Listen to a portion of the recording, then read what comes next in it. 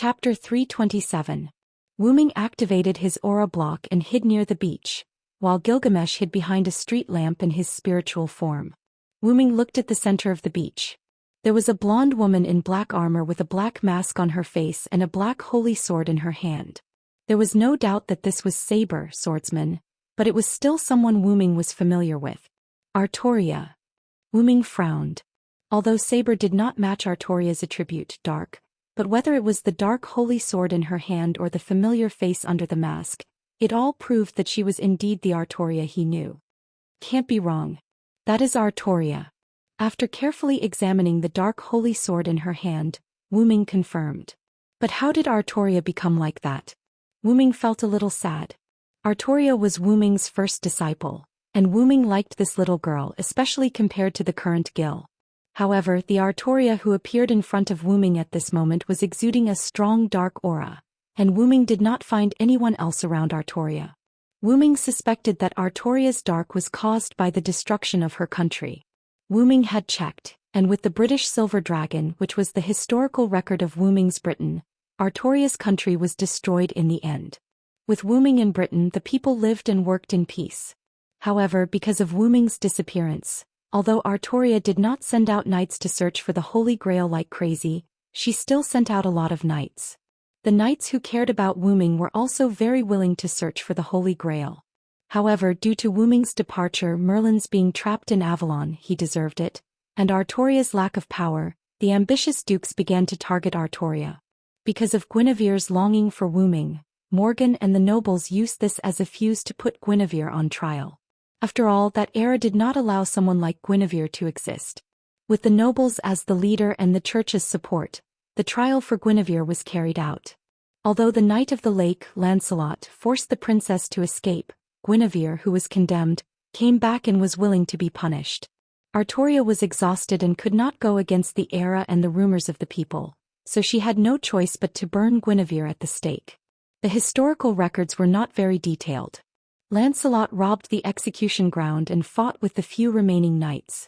Although he managed to escape, he was severely injured. The other knights suffered the same fate and suffered heavy casualties. The knight's faith, the departure of the British silver dragon, the disappearance of the Archmage Merlin, Artoria's inaction, Morgan's secret instigation, Guinevere's incident, the Knights of the Round Table killing each other, and the disappointment in the king. All of these led to the destruction of Britain. Artoria's expedition to Rome led to the rebellion of the Knight Mordred, and the conspiracy of the nobles led by Morgan led to the Battle of Camlan. Originally, Silent Wonder thought that Artoria had turned into a dark form because of this, but it turned out that this was not the case. The thick darkness that clung to Artoria's body was like the evil of this world in the Eastwood Holy Grail. That's right. Wuming had previously investigated the interior of the Holy Grail in Winterwood City. The magic in the Holy Grail had all turned into the evil of this world, and its form was some black mud. Artoria's body was full of the evil of this world as if she had been soaking in it for a long time. What the hell is going on? Does it have something to do with the Great Holy Grail in Winterwood City? After all, Wuming was an assassin without magic, so Wuming did not set up any detection spell in the Great Holy Grail in Winterwood City. However, Wuming had been checking the Great Holy Grail from time to time for the past 2 days. After all, the evil of this world in the Great Holy Grail was also a threat to Winterwood City. If it was released, it would be troublesome. Wuming became serious when he saw Artoria's dark form. It seems that I have to check the Great Holy Grail later, Wuming thought. At this time, Artoria, who was standing on the beach, opened her mouth. You're here, you rascals. Since you're here, don't hide. You'll lose the chance to fight me. I, the Night King Artoria Pendragon, disdain to be associated with you. Sure enough, it's Yulia. Wuming was completely sure when he heard Artoria's voice. Artoria said something that was unclear, but Wuming knew one thing, that was, Artoria was trying to anger the servants who had come to the beach. In Wuming's perception, including Artoria and Wuming himself, there were a total of 7 servants here. That was why Artoria was provoking them. It seems that Artoria wants to kill everyone in one go. He's quite arrogant, just like Gil. Wuming smiled and looked at Artoria, who was standing in the center of the stage. So who will show up for King Arthur's provocation? Wuming waited with interest. So that's how it is, the famous King Arthur. Then I can't lose my reputation. Accompanied by a deep voice, a brown figure appeared. The clothes of the West Asian style looked particularly cool. A pair of decorative horns were worn on his head. His strong facial features and strong physique showed that this person was strong. I'm also a king. This time I'm here as a rider. Please advise me, spare. The muscular rider was quite polite. He was not arrogant like the other kings. Are you the only one, rider? Are the others just cowards? Artoria shouted loudly to provoke the other servants who were hiding. And it seemed that Artoria's provocation worked. Humph. In just one night there were 2 more mongrel cultivators, scumbags, proclaiming themselves kings. You really don't put this king in your eyes. Gilgamesh removed his spiritual form and showed his figure, standing on the street lamp and despising Artoria and Ryder. I can't continue to hide. A rather frivolous voice came, blue particles condensed, and Cuchulain appeared wearing a sage robe. Yo, I'm Castor here at Saber's call. Looking at Cuchulain's sloppy appearance, Wuming helplessly touched his forehead. I knew it would be these 2 who would come out. After all, Gilgamesh's dignity did not allow others to provoke him again and again. Plus, the 2 kings provoked Gilgamesh, the only king. Gilgamesh would naturally show up. And Cuchulain did not show up in the first place. Wuming guessed that it had something to do with his master. Of course, as a caster, his mind calmed down a little. It's quite interesting. Let's not talk about Assassin and Berserker. Lancer also doesn't show up? Anyway, there are 3 knights. Artoria said without arrogance. Thank you. Chapter 328. Thank you for your respect. A relaxed, lowly voice was heard. A young girl wearing a cloak and holding a scythe in her hand came out of spiritual form and appeared in front of everyone. The large cloak covered most of the girl's delicate body. Her long purple hair was braided behind her head, and the front part of her long hair casually hung down from the cloak. Although the cloak covered most of the girl's body, one could still vaguely see the girl's petite body. It was not an exaggeration to say that she was a young girl. Oh, Lancer, it's a little girl. Are you interested in a cup of tea? Could only be said that Cuchulain was really good at flirting with women. After all, Cuchulain was still Cuchulain. Whether it was a Lancer or a caster, he would not change. Please allow me to refuse, pervert. Lancer refused without hesitation. She made a clear voice like a newborn baby. Very good, except for Berserker and Assassin. Is everyone here? Artoria nodded with satisfaction and put her hands on the invisible holy sword in front of her. Well then, let us decide the victor tonight, heroes. After that, Artoria suddenly released her magical power. The surging magical power overturned the sand on the beach. It looked quite domineering. You really dare to say that, Saber? Cuchulain said, not to be outdone. But it's not a bad idea. Ryder crossed her arms in front of her chest and said rather sullenly. Humph. Gilgamesh did not say anything. He just looked down with a look of amusement. Lancer, on the other hand, was silent. Apparently, she agreed with Spare's proposal. That's right, it saves us a lot of trouble. Are you here, Assassin? Come out and fight with me. I know you can't be restrained by a mere assassin. Cuchulain shouted to the surrounding. The other servants seemed to be interested in the assassin and were not in a hurry to start a fight. Seriously, this idiot, is it because Sira remembered me? Wuming, who was hiding in the dark, said with a headache. After Wuming left Cuchulain, the intelligence erase skill was indeed activated. Cuchulain did not remember any information about Assassin. However, this did not stop Cuchulain from knowing Wuming's other identity. He was the eldest disciple of the Queen of the Demonic Realm, Cuchulain's senior, the warrior of Connaught and the Tyrannosaurus of Queen Maeve. Information erasure only targeted information about Assassin, which meant that it targeted information about Jack the Ripper. Because Cuchulain had seen Wuming before, even if he lost any information about Jack the Ripper, he still knew that Assassin was his senior. It was the same as Wuming knowing that Castor was Cuchulain. Both sides only remembered the information of the other side when they were holding guns. For now, both sides only knew who the other side was. Of course, Wuming, who had learned the Loon magic trick, naturally had an advantage over Cuchulain. After that, Wuming also lost interest in continuing to hide. He gently jumped and revealed himself. You are really an idiot, Castor, Wuming complained. Ha, Anyway, I am very satisfied to be able to fight with you. Cuculin was not angry, but laughed and looked at Wu Ming full of fighting spirit. So, let me introduce myself first. I am Jack the Ripper. This time I came here as an assassin. Please advise me. Wu Ming did not pay attention to Cuculin. Instead he introduced himself and even exposed his real name. Ryder frowned as if he was not satisfied that a murderer could be on the same stage as them. However, after thinking about it, he was an assassin after all. It could be said that his courage was commendable. Although I admire you directly, it is undoubtedly extremely stupid for you to expose yourself as an assassin, Ryder said dully. As for the others, Lancer did not speak much at the beginning and did not say anything. Gilgamesh was very dissatisfied with Ryder's evaluation of Wu Ming and looked at Ryder with murderous eyes. As for Artoria, since Wu Ming appeared, she fell into silence. So, you are the assassin of this Holy Grail war, Artoria said without understanding the meaning, but she had been staring at Wu Ming with a complicated look. Wu Ming certainly knew why Artoria was looking at him like that. Without thinking, Artoria also recognized his identity. That saber over there, he's this king's possession, teacher. Put away your invasive gaze. Gilgamesh saw that Artoria's eyes were a little strange when she looked at Wu Ming, so he said rather grumpily. Is that so? Archer, although I don't know how you came to this conclusion, but he is my possession, knight. Artoria stared at Gilgamesh, and Gilgamesh did not show any weakness and stared back at Artoria. Hey, what's going on? Why do I feel that Saber and Archer are about to fight because of you? Cuculin said jokingly. Wu Ming's response was only silence. Could this be the legendary Shiraba? Wu Ming thought with some uncertainty, and he even swallowed a mouthful of saliva. It's none of your business, Caster.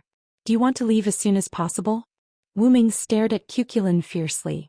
However, Cuculin picked up his staff and spun it twice. I can't wait. Then he looked at Wu Ming full of fighting spirit. As a last resort, 2 daggers suddenly appeared in Wu Ming's vertical hands, which slipped out from Wu Ming's sleeves. Then let me teach you a good lesson. On the other side, Lancer looked at Ryder, who was now vacant. What, do you want to fight me? Ryder looked at Lancer calmly. And at this moment, rustle, rustle, rustle. A roar that did not seem to be human came. Holding a strange stone weapon that looked like an axe and a knife, the 3-meter-tall little giant roared and jumped into the beach. Rustle, rustle, rustle. He roared again, turned his eyes to Lancer and rushed up. Hey, the hero who killed the monster and the monster who was killed by the hero were swapped. How ironic, Lancer said softly and rushed up to Berserker. I say, aren't you guys looking down on me a little too much? In an instant, Ryder jumped fiercely and instantly jumped between Berserker and Lancer. Lancer was rational enough to stop, but the irrational Berserker would not do the same. Berserker raised the axe in his hand and slammed it down toward Ryder. Looking at the way his muscles were tied, he must be a servant with high strength or even monster strength attribute skills. Ryder would be injured if he did not die. But, clank. A long bone stick like an elephant's trunk stretched out from the ground and blocked Berserker's attack. Rustle. Rustle. Berserker roared angrily because his attack was blocked. As expected of the irrational Berserker. In fact, I'm more suitable for this class, Ryder said lightly. Then, the bone colossus swung its trunk and flung Berserker away in an unbelievable manner. Then Ryder looked at Lancer, and Lancer raised her scythe vigilantly. Since I can't fight with my old enemy, I'll fight with you guys. Ryder showed a tyrannical smile. His dark face revealed his big white teeth. Looking at the Berserker's smile, Lancer seemed to know why Ryder said that he was suitable for the Berserker class. Chapter 329. The timeline was pushed back to the day. Enosaka House. The manager of Winterwood City, Enosaka Toshiomi, elegantly held a glass of red wine with one hand behind his back. He stood in front of the window and looked into the distance. His eyebrows were full of haze. On the back of his hand that was holding the red wine, 3 scarlet incantations were engraved like mysterious circles. Knock knock. There was a knock on the door. Please come in, Enosaka Toshiomi said. Creak. The door opened with the sound of the door opening. A young priest walked in. If Wu Ming was here, he would definitely recognize him. He was the priest that Wu Ming met at the Chinese restaurant that day. His name was Yen Fengkiri, the son of the old priest that Wuming met at the church in Winterwood City. Kiri, what's the matter? Enosaka Tashiomi turned around and looked. The haze between his eyebrows disappeared a lot. Sensei, a suspected servant was found near Tabaki Amusement Park. Yenfeng Kiri said very respectfully. Is it confirmed? Enosaka Tashiomi said seriously. Yes, according to my father's information, it is currently confirmed to be Archer. It is very likely to be a king. Yenfeng Kiri said carefully, afraid to make his sensei angry. Sure enough, after Enosaka Tashiomi heard it, the haze between his eyebrows gathered again. It was taken by others. I was too careless. I didn't expect that in addition to the world's first snake fossil, there would be a holy relic that could make the most ancient king appear. Enosaka Tashiomi said rather angrily.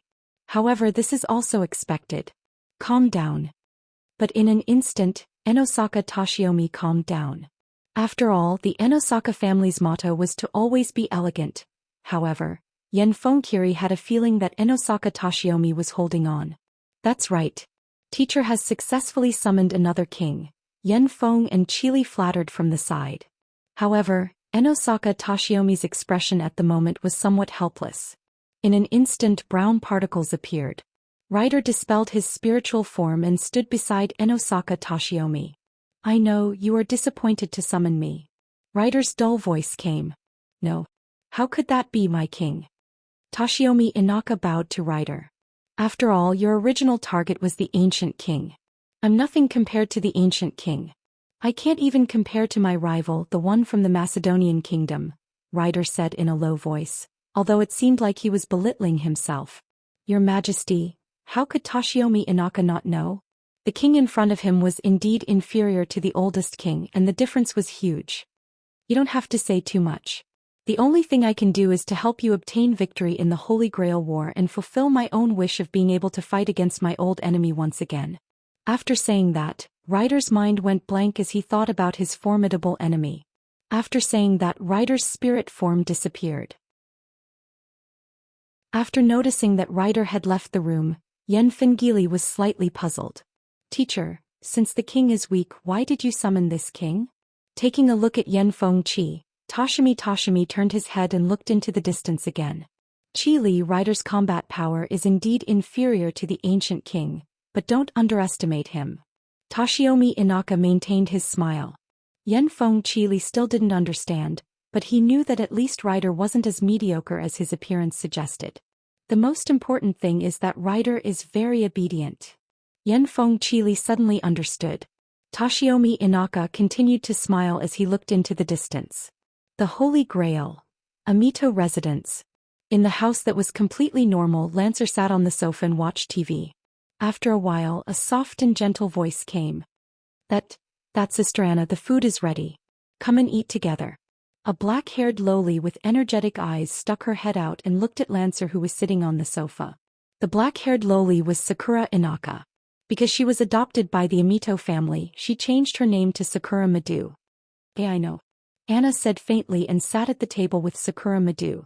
Although servants didn't need to eat, Lancer still ate like an ordinary person to make his little master more relaxed. Sakura Madu looked at Lancer, who buried his head in eating, then looked at the command seal on the back of her hand and smiled. I'm so happy to be able to meet Sister Anna, Sakura Madu said. However, the young Sakura Madu didn't notice that Lancer, who was sitting opposite Sakura Madu, was shocked, but he quickly returned to normal. After dinner, Sakura Madu took the initiative to clean up the dishes. Then Sister Anna, I'll go to the basement later and clean it up, Sakura Madu said softly. This was because Tong Ying had been doing this for the past few days. She had been cleaning the rocks. The basement is full of stones. I'll go to the basement to clean up all the stones. Suddenly Lancer said. Is that okay? I want to let Sister Anna rest more. Sister Anna saved me. I can do these things. Sister Anna just needs to participate in the Holy Grail War, Sakura Madu said worriedly, and then looked at Lancer with a smile. Lancer couldn't help but look at Sakura Madu and remembered the scene when he was summoned. Countless insects were rolling over. A skinny and terrifying old man threw Sakura Madu into the insect pile, and a man struggled to summon a servant. However, Lancer found that he was summoned by Sakura Madu, but the summoning magic was provided by that man. Gagaga. Yeah, I didn't think that your death could be useful.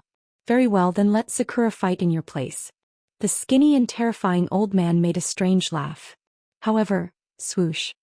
With the flash of the sword, Sakura Madu, who was not transformed by the insects, found that the squirming insects stopped moving.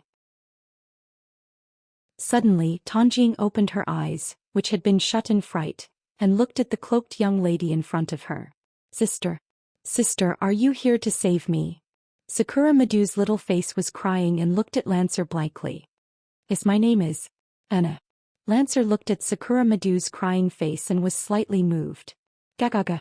Unknown servant, I think it's better if you cooperate with me. This way you and I can get the Holy Grail. The skinny and terrifying old man was obviously a magician, but he was not afraid of the dangerous weapon called servant at all. Lancer glanced at the old man and held Sakura Madu in his arms. Then the sickle in his hand moved, and the old man was instantly dismembered. Gagaga. Unknown servant, you are indeed strong, but this is my magic workshop. Since you don't want to cooperate, then be devoured by my insects. The old man's hoarse and terrifying voice came from all around. In an instant, countless insects ran out of nowhere and rushed to Lancer. Lancer held Sakura Madu in one hand and covered her face, trying not to let Sakura Madu see these insects. Then Lancer directly took off the hood of his cloak, and two golden pupils like a horizontal cuboid looked at these insects. In an instant, countless things that were seen by this pair of eyes were petrified. What? Magic eye. And it's a gem? Then in the old man's surprised voice, all the basement was petrified. Gagaga. Do you think you can kill me like this? Too naive. I won't be polite and will take your pair of demonic eyes. Although everything in the basement was petrified, the old man's voice still echoed in the basement. Is that so? Lancer said faintly. Then he raised the sickle in his hand and slashed at the man who summoned him before. Ugh. What's going on? How did you find me? A fat and disgusting insect fell out of the man's heart. It had to be said that the servant summoned at the cost of his own life was indeed powerful. Lancer easily sensed something hidden in the dead man's heart. Goodbye. Lancer looked at the fat insect with his magic eye. Lancer's calm voice was full of serenity. No. How can this be? My trace. The voice stopped abruptly and the fat insect was petrified. Lancer held Sakura Madu and walked step by step toward the basement door. Bang. When he walked near the statue of the fat insect, the statue broke. Chapter 330. After coming back to his senses, Lancer glanced at Tanjing. You don't have to do that anymore. Have a good rest. After all, you are my master. Lancer said lightly and turned his head away. He didn't dare to look at Sakura Madu. Sakura Madu froze for a moment, then showed a smile. I like Anna, Nahan the most. Sakura Madu said and threw herself into Lancer's arms. Lancer hugged Sakura Madu and looked at Sakura Madu's smiling face. He was stunned for a moment and hugged Sakura Madu. I will protect you, Sakura. Amiya Mansion. Amiya Kiritsugu cleaned the gun and performed the daily maintenance. Skillfully disassembled, skillfully installed, and with a few clicks, the gun that was originally disassembled was reassembled. Then a woman came in. What's wrong, Mommy? Amiya Kiritsugu asked without looking back. Mommy could be regarded as his most trusted person, so there was no need to be vigilant. Berserker seems to have found the enemy, it should be assassin. The woman named Mommy Q said. Amiya Kiritsugu frowned. Although Amiya Kiritsugu didn't want to use this place as a stronghold, it was just a temporary base, but he didn't expect it to be discovered by the enemy servant so quickly. It seems that assassin has a unique ability in detection. Amiya Kiritsugu stood up. Wuming expressed his helplessness. He just wanted to come back and have a look. Let Berserker be the bait and see if it can lead the enemy away. Amiya Kiritsugu said and picked up the gun and equipped it. Yes. Mommy Q went out. Then she looked at the red mark on the back of her hand. The mark was quite eye-catching. It was 3 strange command seals. Amiya Kiritsugu wore gloves to cover the mark. Soon Takeo Juyu returned. Did something happen? Amiya Kiritsugu asked. No, assassin retreated by herself, Teo Kyu said. Hurry up and leave this place. Find another base. Amiya Kiritsugu frowned. Yes. Amiya Kiritsugu took Kuyu-Mamie and the spiritualized berserker to find a new base. Because he wasn't sure if there was an assassin following them, Amiya Kiritsugu arranged a simple detection technique around them. Although it might not be useful against assassin, it was better than nothing. After taking a break, Amiya Kiritsugu lit a cigarette. "Kiritsugu, madam," Kyutake said worriedly. "If nothing goes wrong, we'll arrive soon." Amiya Kiritsugu puffed out a mouthful of smoke. It was obvious that he was an old smoker. "Then I'll go to the airport to check." Amiya Kiritsugu nodded, and then Takeo Kyutake left. Only Amiya Kiritsugu was left in the room. "It's just that I always have a bad feeling." After a while, Takeo Kyutake came back anxiously. "Not good, Kiritsugu, something happened to madam." Amiya Kiritsugu closed his eyes helplessly. At night, Amiya Kiritsugu took Takeo Kyutake to the beach. According to Takeo Kyutake's report, Saber came here as soon as they got off the plane. Amiya Kiritsugu came alone to a tall building with a panoramic view of the beach. Takeo Kyutake lurked near the beach with the spiritualized berserker. Picking up the sniper rifle, Amiya Kiritsugu saw Saber. An unknown black armor covered Saber's whole body, and a faint black mist spread from Saber's body. Only Saber's master, Amiya Kiritsugu's wife, Alice Phil, was missing. "Saber is different from before. Ali disappeared. What's going on?" Amiya Kiritsugu said rather irritably. Yes, Saber's master was Alice Phil, not Amiya Kiritsugu. The House of Einstein barons wanted to hire the magician killer Amiya Kiritsugu to carry out this Holy Grail war. Because of money, Amiya Kiritsugu accepted the hire and married into the House of Einstein barons. After a few years of getting along, Amiya Kiritsugu and Alice Phil had sparks of love, and the two had children. However, when summoning servants a few days ago, Alice Phil was suddenly chosen by the Holy Grail, and a stigmata appeared on her hand. Amiya Kiritsugu had been chosen a long time ago, and a stigmata appeared on his hand when he married into the House of Einstein barons. Therefore, the head of the House of Einstein barons, Ahad, let the two of them summon servants together. This could be regarded as cheating. But because of this, the House of Einstein barons had two servants, Saber with the best attributes and Berserker with the strongest combat power.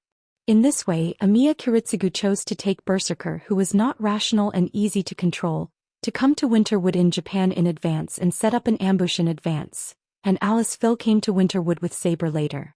However, according to Kuyu-Mamiya's report, Saber got off the plane alone, and there was no trace of Alice Phil beside her. And Saber also changed from the original Noble Night King to the current appearance. "Ali, where did you go?" Amiya Kiritsugu murmured.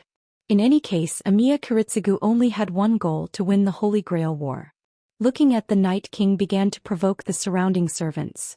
One after another servants appeared, and even assassin appeared.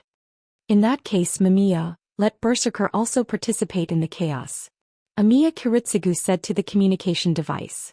After all, Amiya Kiritsugu was not a magician who relied on servants. His goal was the master of these servants. Yes. Kuyu-Mamiya's voice came from the other side of the communication device. Because of Amiya Kiritsugu's instructions, Kuyu-Mamiya could also command Berserker. Seeing Berserker break into the 6 servants, Amiya Kiritsugu picked up the sniper rifle. Except for those special servants, the servants could not be far away from the master, and the other masters must be hiding in the surroundings near the beach. What Amiya Kiritsugu wanted to do now was to use the 7 servants to lure out the master's traces. Amiya Kiritsugu, who knew Berserker's strength, was not worried that Berserker would have an accident. At worst, he could use the command seal. After all, Berserker was not rational, and there was no need to use the command seal to contain Berserker. At the same time, Sakura Madu was now hiding inside a container on the beach. Although she was afraid, Sakura Madu still looked at Lancer in the distance through the gap of the door. "You hide inside, no matter what happens, don't come out." This was Lancer's first words to Sakura Madu, and Sakura Madu remembered it firmly. "Ananane." Sakura Madu anxiously held her small hand with the command seal and said anxiously. Of course, this was for Sakura Madu as a child, but for Kenneth as a magician it was different. He was very hidden. Kenneth and Sora were in a house not far from the beach, and the owner of the house had been hypnotized by Kenneth. Through the familiar, Kenneth could clearly see the big battlefield of the 7 servants. Is it really okay to let Castor get involved like this, Kenneth? Sora naturally also had a familiar and she could also see the scuffle on the beach.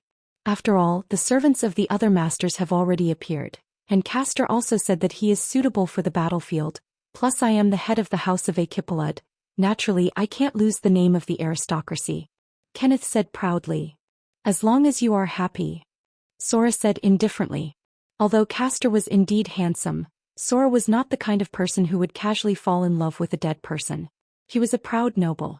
At this time the situation on the battlefield changed.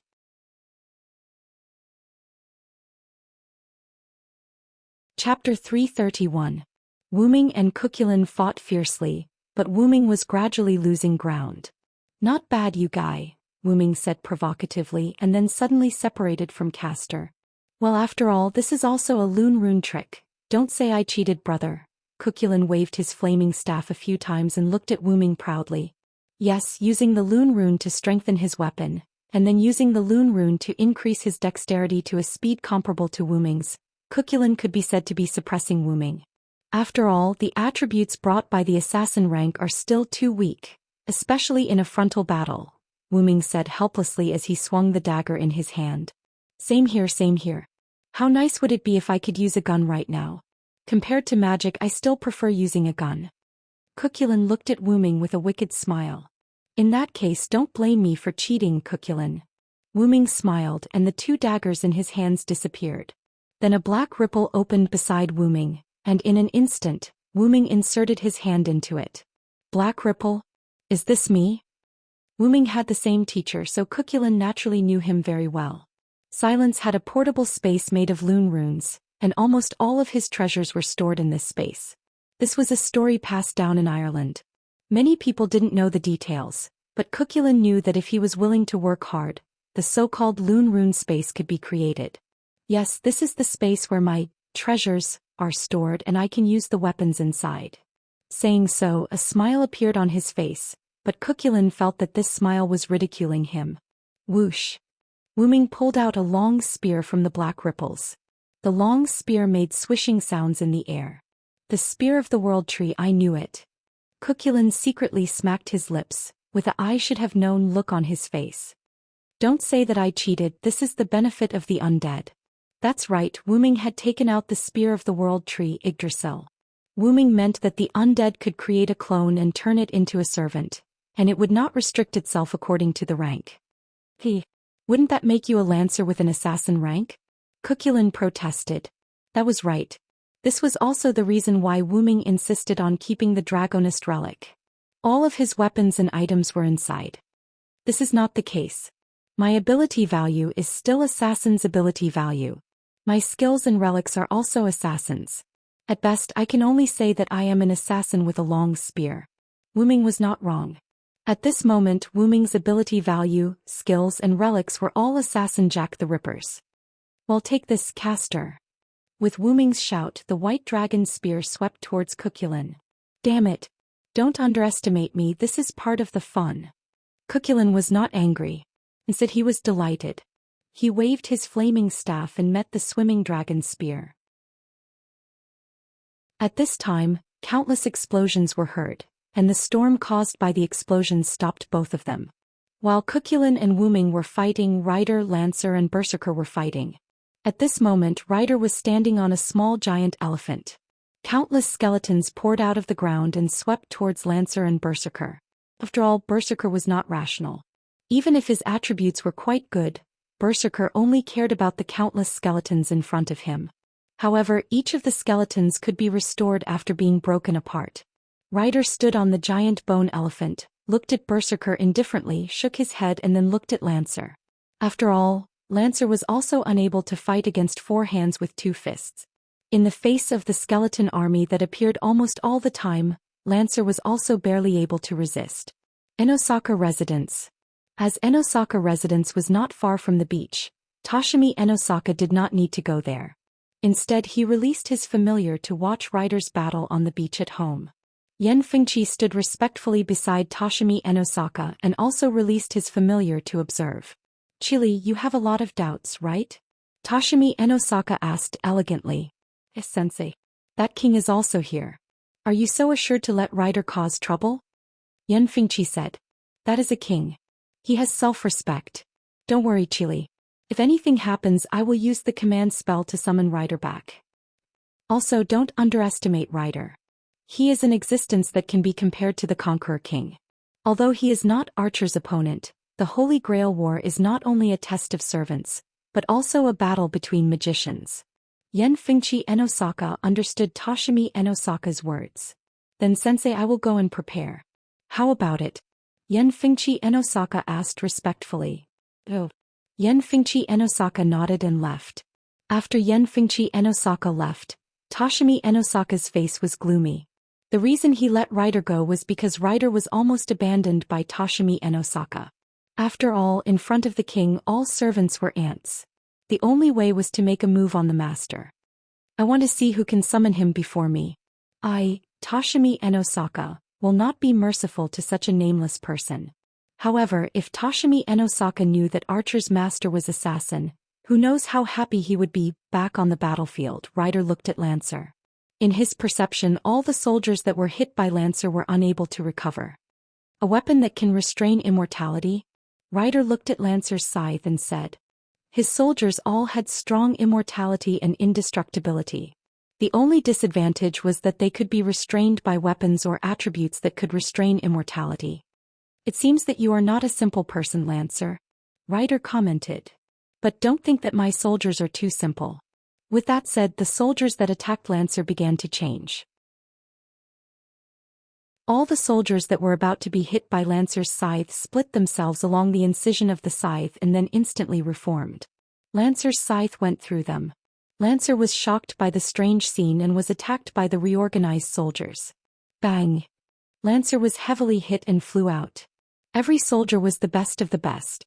Their strength was generally at the strength of a C class, and some had even reached B class.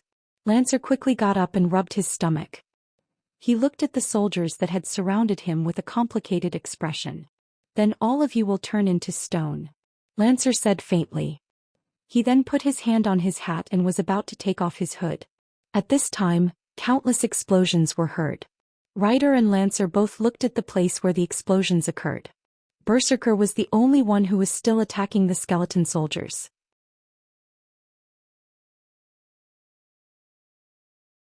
Chapter 332.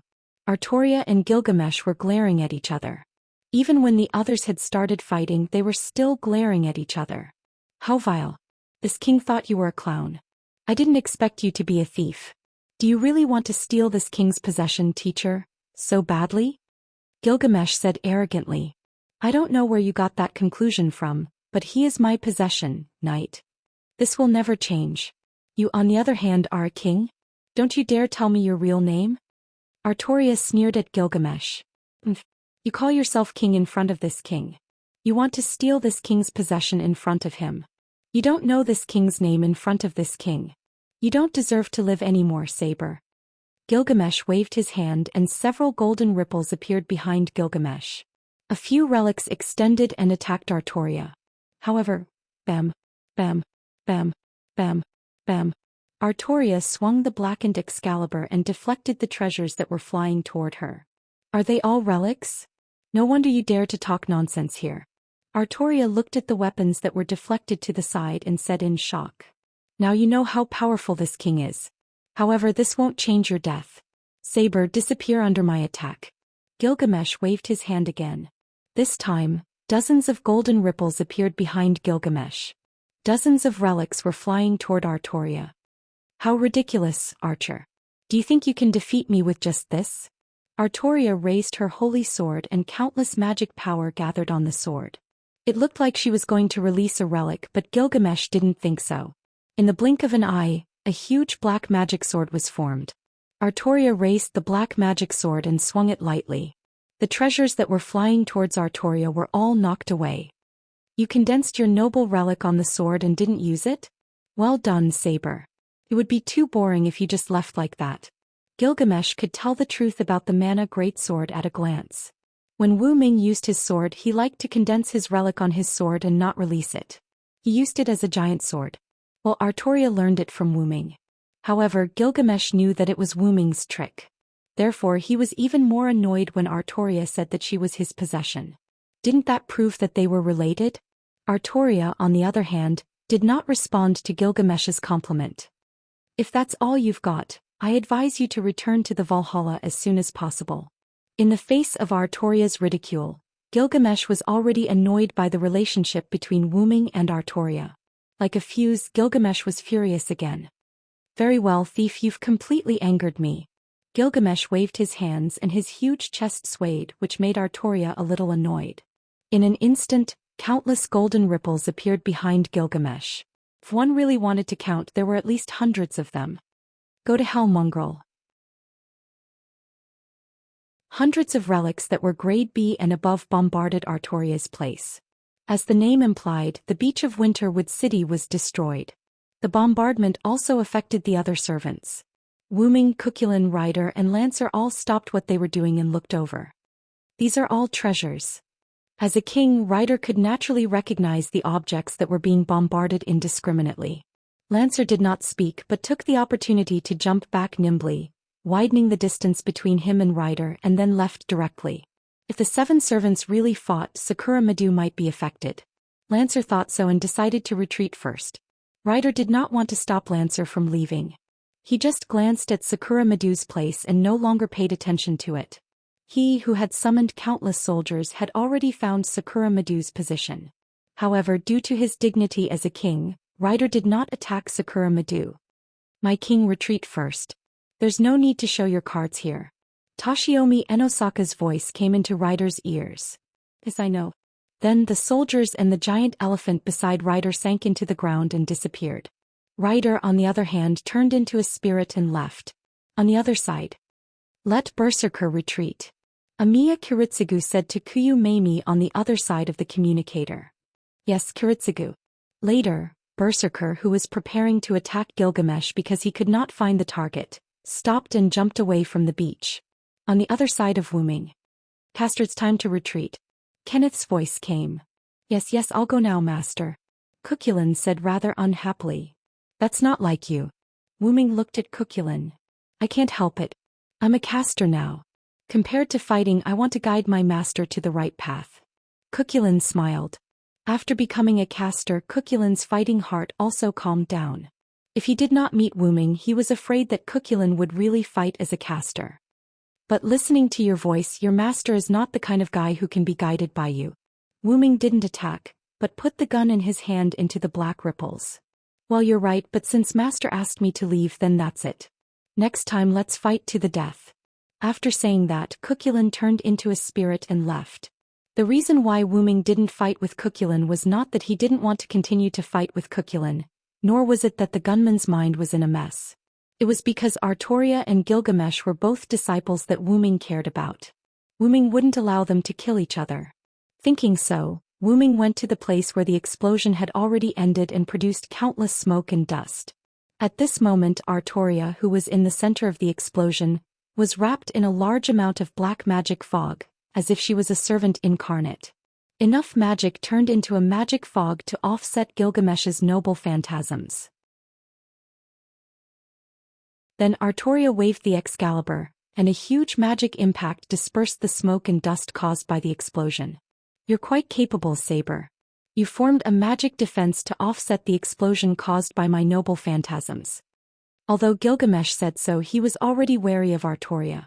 How much magic did she have to be able to defend against the explosion of so many noble phantasms? Anyway, Gilgamesh knew that it was impossible for him to do it. The magic required was too great unless he had the Holy Grail. Since your attack is over, it's my turn. Artoria said, raising the Excalibur in her hand, and more magic gathered on the holy sword than before. Is this guy's magic infinite? Gilgamesh frowned. Then the golden ripples behind him opened. However, this time what appeared in the golden ripples was no longer a weapon, but a defensive gear. At this time, 2 chains suddenly appeared behind Gilgamesh and Artoria, entangling them. Okay, enough is enough. Wuming's voice came.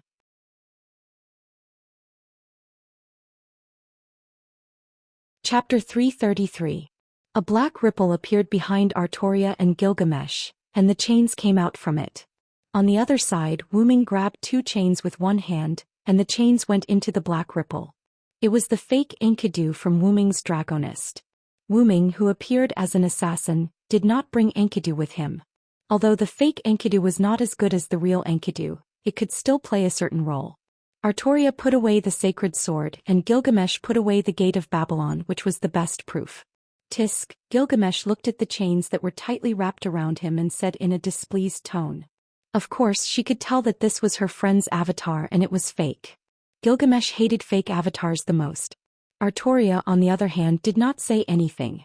This fake chain was made with the original Enkidu, so it only kept its special attack mode against divinity, which was why Gilgamesh was wrapped around by the chain. Artoria, on the other hand, had the red dragon blood in her veins. The chain was nothing more than a sturdy chain. Wu-ming walked between the two and looked at them. Sit down and talk. After all, both of you are my disciples. As soon as Wu-ming said that, Artoria and Gilgamesh were shocked and looked at each other in disbelief. Wu-ming, who had almost guessed the result, could only smile awkwardly.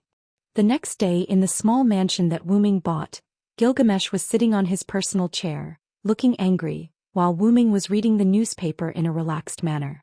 A natural gas explosion near the beach in Winterwood City. Why is it always a natural gas explosion? Wu-ming laughed. At the same time, Wu-ming looked at Gilgamesh. Since Gilgamesh came back yesterday, Gilgamesh had been throwing a tantrum. Well, a girl throwing a tantrum. If the male version of Gilgamesh was here, Wu-ming would have slapped him a long time ago. Therefore, girls needed to be coaxed even if they were his disciples. Is Gilgamesh still angry? Wu-ming asked softly. Gilgamesh did not say anything. He crossed his arms and closed his eyes. But Wu-ming could understand. First, he hid the fact that Artoria was Wu-ming's disciple, deceit. Then he used Gilgamesh's friend against Gilgamesh, insult, and even defended Artoria from Gilgamesh's point of view. All kinds of signs caused Gilgamesh to be angry, which was understandable. I didn't mean to hide it deliberately. After all, I have experienced too many things. If you told me everything, I would be very busy. As Gilgamesh's teacher, Wu-ming could naturally see what Gilgamesh was upset about. Then Wu-ming continued. And the reason why you used Enkidu was because you were too disobedient. Wu-ming suddenly became strict. Gilgamesh was slightly moved, but he still kept silent. Only his eyes opened. Do you remember our purpose? It's not the Holy Grail War, but to investigate the source of the black mud. It's not wrong for you to blindly go to war with the servants, but there must be a limit to everything. You are easily angered. Wu-ming gently taught Gilgamesh as if they had returned to the past. As for letting Artoria go, that's because Artoria must be related to our target this time. You know, we should cast a long line to catch a big fish. Wu-ming advised earnestly, hoping that Gilgamesh could accept it. Humph. Even so, it can't make this king calm down. Although Gilgamesh said that, Wu-ming, who knew her well, knew that her anger had mostly dissipated. A Yurak Hyunryong feast. Wu-ming said the name of a set of dishes. Because Wu-ming was a good cook in Yurak, the set of dishes was once famous in Yurak and even in Babylonia.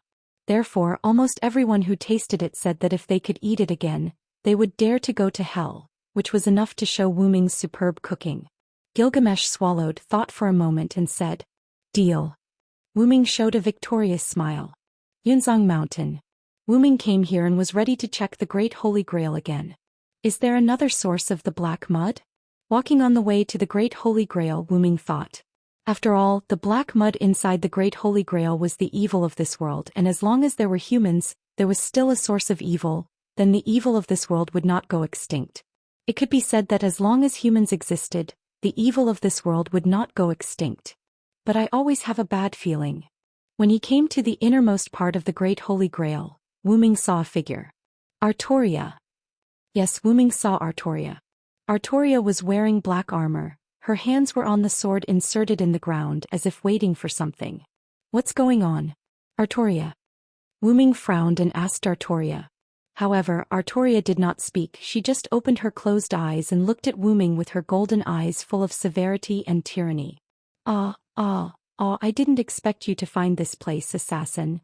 Suddenly, a man's voice came from the nearby shadow. Hearing this voice, Wu-ming's heart was filled with a sense of crisis.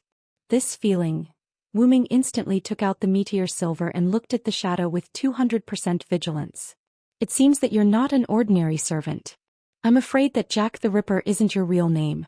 A young man with a green top hat, a green coat and a gentle smile who looked less than 30 years old came out from the shadow. Although he was smiling, Wu Ming could feel the filth in his body. Wu Ming did not ask, "Who are you?" or anything like that. It was obvious that he was an enemy that would not rest until one of them was dead. With his A-class agility, Wu Ming instantly rushed in front of the tall hat man, and Wu Ming raised his sword and was about to slash down. However, when Wu Ming's sword was still a little bit away from the tall hat man, Wu Ming's sword was bounced off. Clang! Wu Ming looked at Artoria, who used her black holy sword to bounce off his sword, and quickly retreated. He quickly opened up the distance between them. Artoria put down her holy sword and stood in front of the tall hat man to protect him. This made Wu Ming could not help but frown. Although I don't know why you are so hostile to me, but it seems that I also hate you, assassin. The tall hat man continued to smile as if nothing had happened. Let me introduce myself first. I am Rafe Lionel Florence. Nice to meet you, assassin.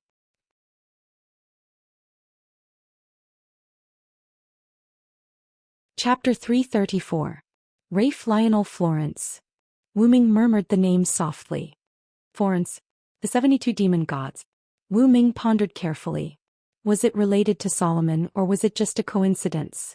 To be honest, I don't want to have anything to do with you. I'm just here to follow the orders of our king. Rafe spread out his hands, showing that he didn't want to fight. But your goal is to destroy the world, right? As long as you have such a goal, you are destined to be my enemy. Wu Ming raised the meteor silver with one hand and pointed it at Wu Ming. Haha, you're right. I can't wait to kill you, assassin. Rafe laughed and looked at Wu Ming with a twisted face. Go, Saber. Rafe ordered, and Artoria rushed toward Wu Ming. Wu Ming frowned and raised his sword toward Artoria. Wu Ming was wondering why Artoria became like this, but it seemed that it was because of this guy named Rafe. Bang, bang, bang. Wu Ming was knocked away by Artoria's attack. Artoria was a saber, and her attributes were much higher than Wu Ming's assassin. It could be said that Wu Ming had never felt so weak before. Artoria didn't chase after Wu Ming after knocking him away. Wu Ming steadied himself and didn't rush to fight Artoria. Instead, he looked at Rafe, who was behind Artoria. It seems that you are Saber's master. I'm afraid that her original master has already been killed by you. Rafe laughed when he heard Wu Ming's words. As expected of you. I knew it. You can't be an ordinary person if you make me feel like I have to kill you. Rafe covered his face with one hand and his voice came from under his palm. Then Lev removed his hand from his face and looked at Wu Ming with his twisted eyes. You're right.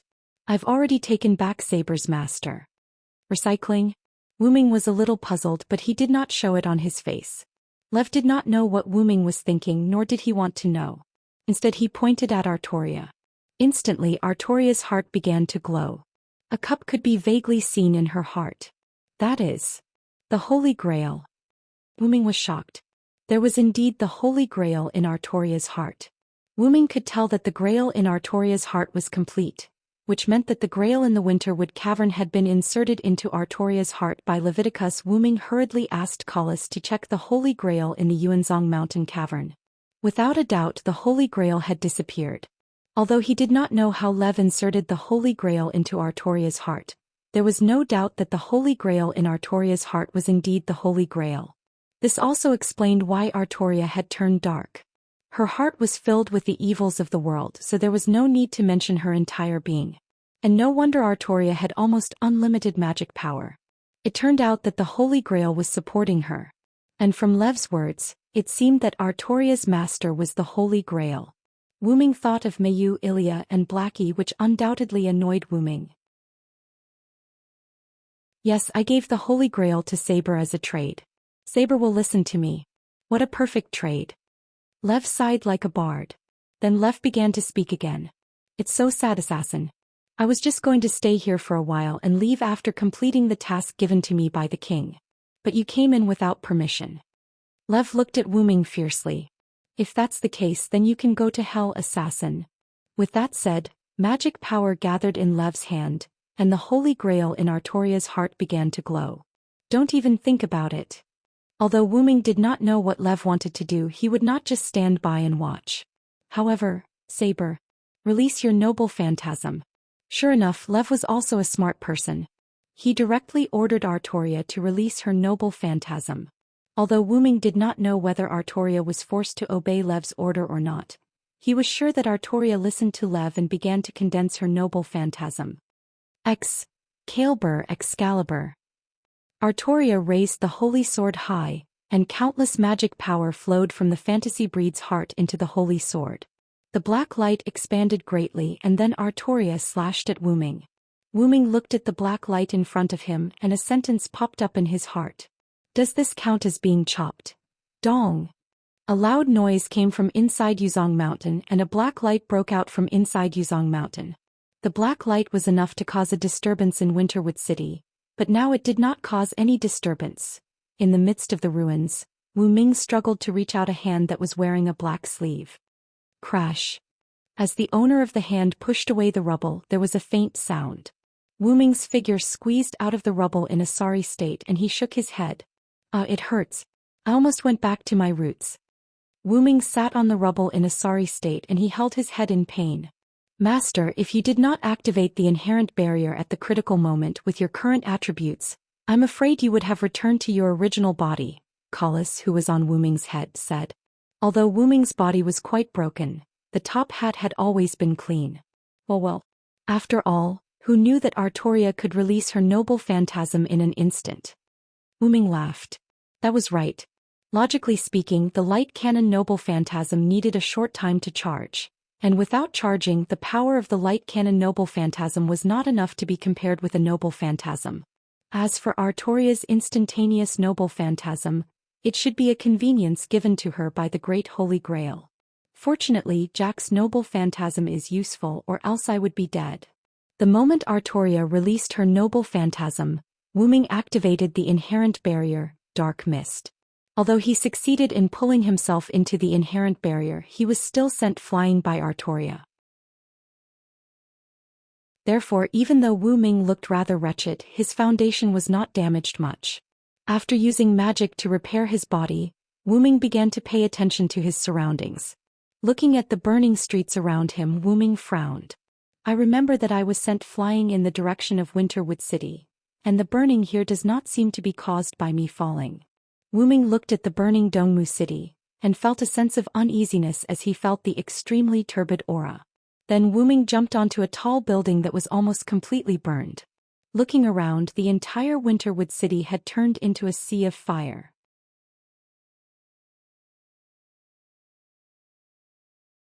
Chapter 335. Bang! Wu Ming casually sent a skeleton soldier that emerged from the shadows of the building flying. He continued to investigate the surrounding situation. So far, there are no ordinary people in the entire Winterwood City. Did they disappear into thin air? Or were they taken away? Although there were traces of blood and corpses, Wu Ming checked them and found that they were magicians, not ordinary people. Wu Ming stopped and did not continue to walk. Everywhere is full of the smell of the black root mud, as if it has been soaked in it. Wu Ming said in annoyance. No matter what, let's go home and Gil first. Wu Ming was worried about Gil. After all, the city was now empty, only some skeleton soldiers and ghosts.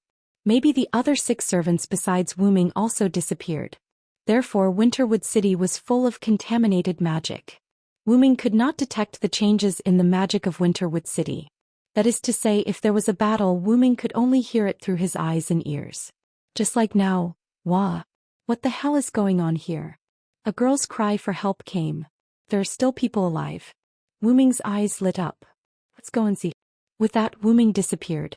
On the other side, a white-haired girl was running angrily, and behind her was a group of skeleton soldiers. That's right, a group. This made Wu Ming, who came here, could not help but blink. Is this guy's luck? That's right, although there were a lot of skeleton soldiers, Wu Ming basically encountered the scattered skeleton soldiers in the shadows of some tall buildings. Did the skeleton soldiers know how to hunt the weak together? Thinking like this, Wu Ming walked toward the girl and his hands did not stop moving.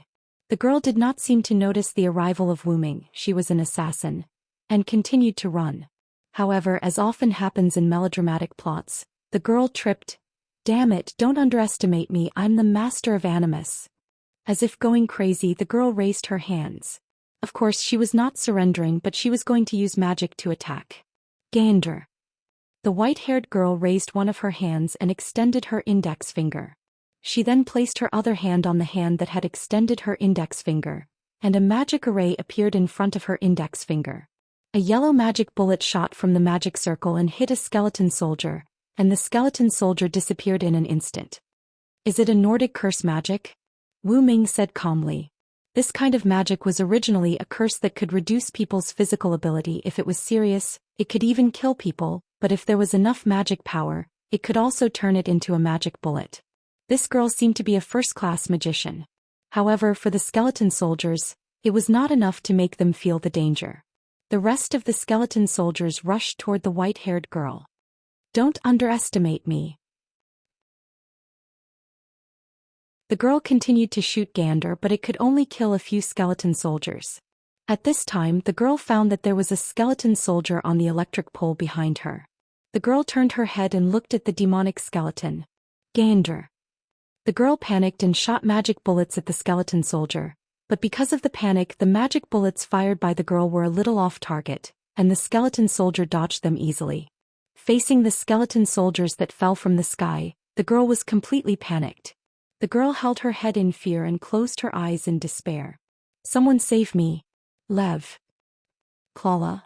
Accompanied by the sound of something falling to the ground, the girl found that the expected attack did not come, and even the sound of the skeleton soldiers in front of her disappeared. Huh. The girl slowly opened her eyes and looked at the skeleton soldier behind her. She saw that the skeleton soldier that had just attacked the girl had been divided into 13 pieces like a work of art and scattered on the ground. Then the girl looked at the skeleton soldiers in front of her, all of them were still. A young man wearing a black trench coat, a black top hat, and his hands in his pockets slowly walked out of the skeleton soldiers. Klala. All the skeleton soldiers turned into pieces and scattered on the ground, making a sound. The young girl was startled and her body shrank back. The young man took off his top hat and made a noble salute to the girl. Although I'm sorry, I'm not the Lev you want, but I can still save you, lady. The girl looked at the young man in front of her blankly and did not speak. On the other side, Cuculin and a rather naked man were fighting. The man wielded a spiral sword and attacked Cuculin, who was holding a magic staff, repeatedly. What's wrong, Cuculin? Can't you fight after becoming a caster? The man continued to attack Cuculin with a smile on his face. Damn it. Since you're mocking me, then take this, Fergus. Cuculin smiled bitterly, then pointed his staff at the man named Fergus. The Loon rune appeared under the man's feet, and then there was a big explosion. Boom. Cuculin took advantage of the impact of the big explosion to open up the distance and stood firmly in the distance. Whoosh. Fergus waved the spiral sword in his hand, and the smoke caused by the big explosion dissipated. Then he put the spiral sword on his shoulder. You're really worthy of being called a Loon rune while fighting. You've become a caster, your brain is also good. Fergus continued to smile and looked at Cuculin. Well, I'm also a caster. And where did you come from? There are only 7 casters in the Holy Grail War, Fergus Mark Roy. Cuculin looked serious. Since Cuculin and the other 7 casters retreated, the next night, Cuculin's spirit body stayed in the Winterwood Hotel. Suddenly he could not sense his master. Cuculin quickly looked for his master, but there was no one in the Winterwood Hotel. Outside the hotel, Cuculin found that the whole Winterwood city had turned into a sea of fire, and he himself, even without his master, felt the lack of magic power. There was no doubt that the Great Holy Grail had provided him with magic power. Then Fergus came to the door. I don't remember there being 2 sabers in the Holy Grail War. Where's the Night King? Cuculin looked at Fergus seriously. Well, I'm not very clear here. I only know that my master used the Holy Grail to resummon 7 casters and let us kill all the survivors in the city, including the servants. Fergus shrugged and said indifferently. However, it seems that there are not many living people in this city. I sensed the aura of a servant, so I came here. I didn't expect it to be you, Cuculin. Cuculin was shocked by Fergus' words. Not to mention other things, his master had resummoned 7 casters, which meant that there were now 14 casters in Winterwood City.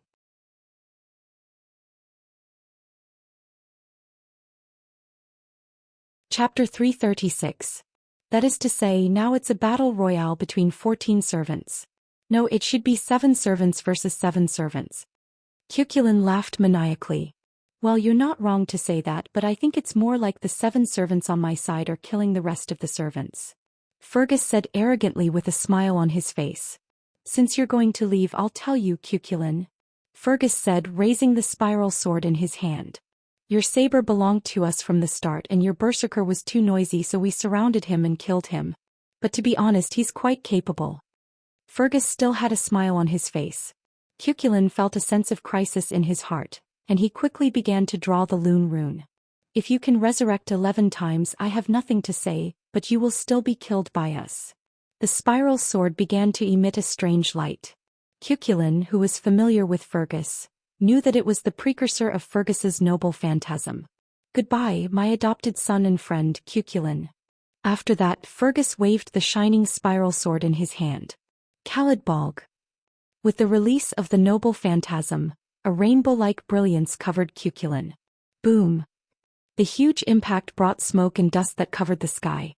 So who's next? Fergus said, carrying the released spiral sword and leaving the Winterwood Hotel. When the smoke and dust dissipated, several high-rise buildings, including the Winterwood Hotel, turned into ruins, as if witnessing the end of the hero, Cuchulain, and as if symbolizing the bravery of the hero, Fergus, lying there quietly. On the other side, Wuming and the white-haired girl walked side by side on the burning abandoned road. The collapse of the Winterwood Hotel and the series of explosions naturally attracted the attention of Wuming and the white-haired girl. Wuming frowned and looked in that direction. Cuchulain, is that you? What happened over there? Sasson, do you know something? The white-haired girl said rather angrily.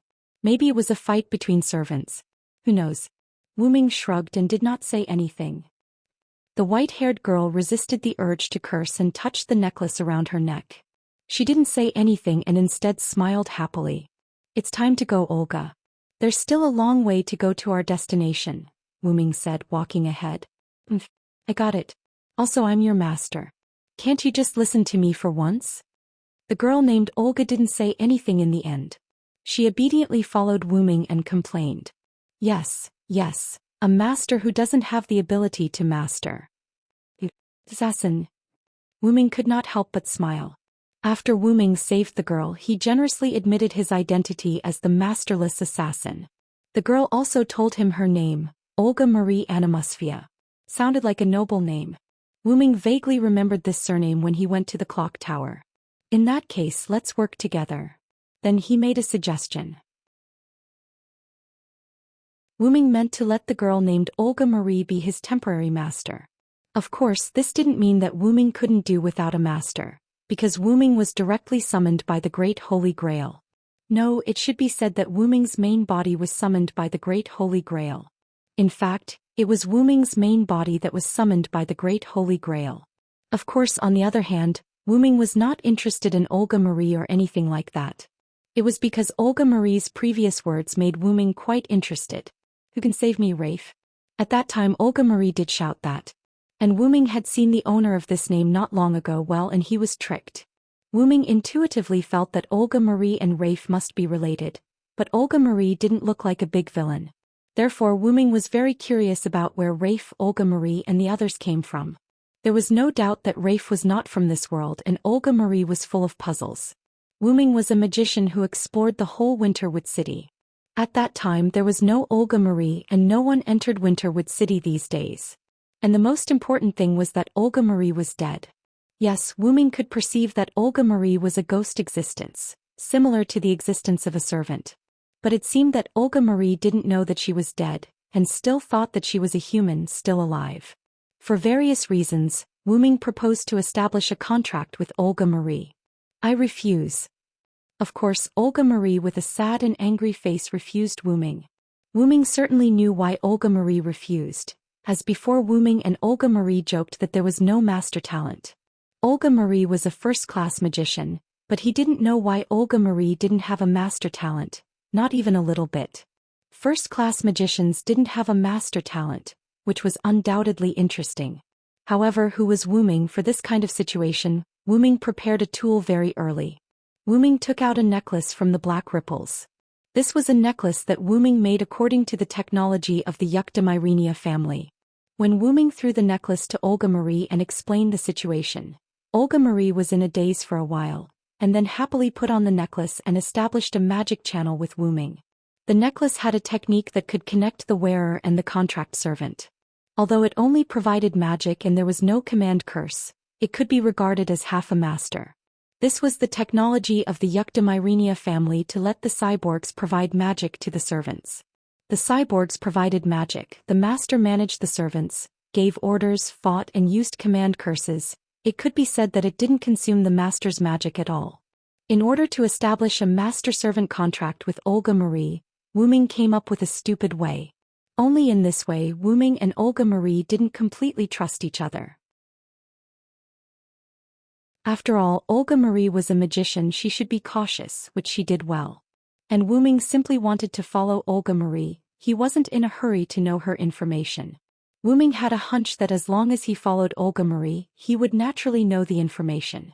Therefore, the two didn't exchange information. After that, Wu-ming proposed to go to his stronghold to see the situation. He still had an ally, servant. Because she was unfamiliar with the place, so Olga Marie agreed to follow Wu-ming to his stronghold. As a result, because the small villa that Wu-ming bought was in the east and Wu-ming and Olga Marie's location was in the west, the two of them didn't arrive for a long time. Olga Marie said, "I'm going to die." Then they encountered the collapse of the Winterwood Hotel. Wu-ming didn't want to stir up trouble. After all, his current assassin class, Jack the Ripper, wasn't strong in frontal combat. You probably haven't seen a Jack with a 100% critical strike rate. So he could only kidnap Twinkle and let her be his damage dealer. However, trouble always fell from the sky. Lay it.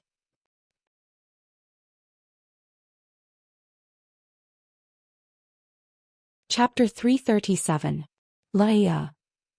Accompanied by an inexplicable roar, a black creature with black smoke all over its body charged out of nowhere. The opponent was undoubtedly a servant. Wu-ming could feel it at such a close distance and it seemed to be a berserker.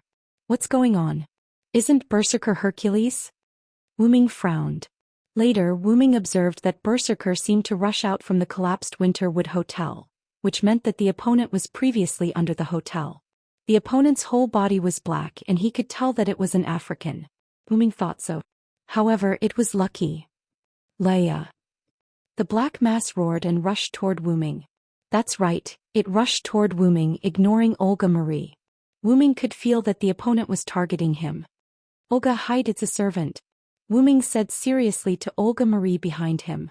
Olga Marie quickly found a ruin to hide. Berserker picked up a telephone pole from the side of the road, jumped up and slammed it toward Wu-ming. Boom. The ground was directly smashed and large pieces of stone flew up. Woo. Olga Marie covered her head and hid behind the ruins, whimpering. Really, what the hell did you do, assassin? Wu-ming fell behind Berserker, so the attack naturally didn't hit Wu-ming. It's not my fault, this guy came to me. Wu-ming shrugged. Laia. Berserker roared and once again raised the blackened telephone pole and smashed it toward Wu-ming. Boom. The ground was smashed again. This guy's agility is at least A rank. Wu-ming frowned. Wu-ming almost couldn't dodge the attack. But I'm an assassin.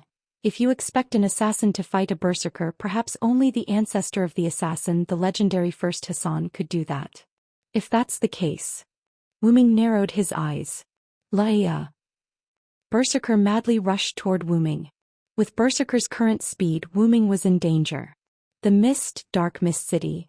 Along with Wu-ming's noble phantasm, countless smoke exploded and engulfed Berserker, forcing Berserker was forced to stop. The smoke enveloped an area of 100 meters with Wu-ming as the center. Then the smoke disappeared, revealing Wu-ming's figure and Berserker's disappearance. Olga Marie put out her head when there was no more noise. Did you kill that Berserker?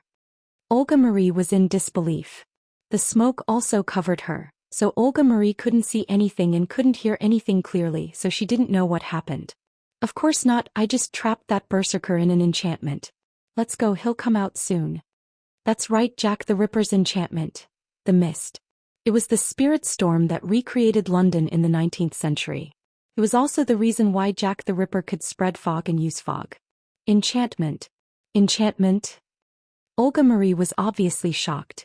After all, for a magician, an enchantment was the highest level of magic. Don't be so surprised. My enchantment is cursed, it's not a good thing. Wu Ming shook his head, then took the lead and began to move toward the stronghold. After that, Olga Marie didn't ask any more questions. After all, Olga Marie was just a fake master who provided magic, so she couldn't see the attributes of the servant. Well, my situation is a bit complicated, I can't explain it in a short time. You can call me Jack or Assassin, after all we're just partners. Wu Ming said at that time. Assassin. Olga Marie thought carefully. Hey, if you don't follow me, I'm leaving. Wait a minute. After walking for a while, Olga Marie really couldn't walk anymore, so Wu Ming took Olga Marie to a store to settle down. Although most of the buildings were destroyed and burned, there were still some buildings that weren't completely destroyed. Like this small store, there were some edible food in it. Here, Wu Ming said, throwing a bread to Olga Marie. This is. Olga Marie looked at the old goods, slightly nostalgic. It's still in the packaging, it's still edible. Wu Ming continued to organize the edible food one by one, putting it into the black ripple. Olga Marie ate in small bites, looking at Wu Ming's black ripple. Is this an independent space? Olga Marie asked. Yes, because I cheated a little, I let the assassin rank have the noble phantoms of other ranks. Wu Ming smiled a little awkwardly. Wait, you can cheat. Olga Marie heard that for the first time she couldn't stay calm. Didn't I say after all I'm special? Wu Ming just said to Olga Marie's surprise. Then after organizing the edible food, Wu Ming walked to the door. I'll go out and check the situation, you stay here and don't run around. Wu Ming said. What? You make it sound like I like to run around. Olga Marie retorted Wu Ming, but Wu Ming just pretended not to hear. I also need to clear my mind, you should go. Olga Marie said in disgust. Wu Ming shrugged and didn't say anything. Wu Ming released his mana, propelling himself to fly up and directly arrived at the roof of a tall building. From the height of this building he could almost overlook the entire Winterwood City. Standing on the roof, Wu Ming looked at Winterwood City. He could vaguely see that there were battles in Winterwood City, and there were more than one. There weren't many battles that could cause large-scale explosions, and Wu Ming could vaguely sense a small battle. But, it's a bit too much. Wu Ming said in detail. What Wu Ming was referring to was naturally the battles in those few places. Assuming that in addition to Silent Noise and Berserker just now, there were still 7 servants, and those large-scale and small-scale battles just now were more than 3 places. It's impossible that there were a few servants who had nothing to do and attacked by themselves. Combined with the extra Berserker plus Lev's trick on the Holy Grail before Wu Ming was sent flying, Wu Ming almost guessed it.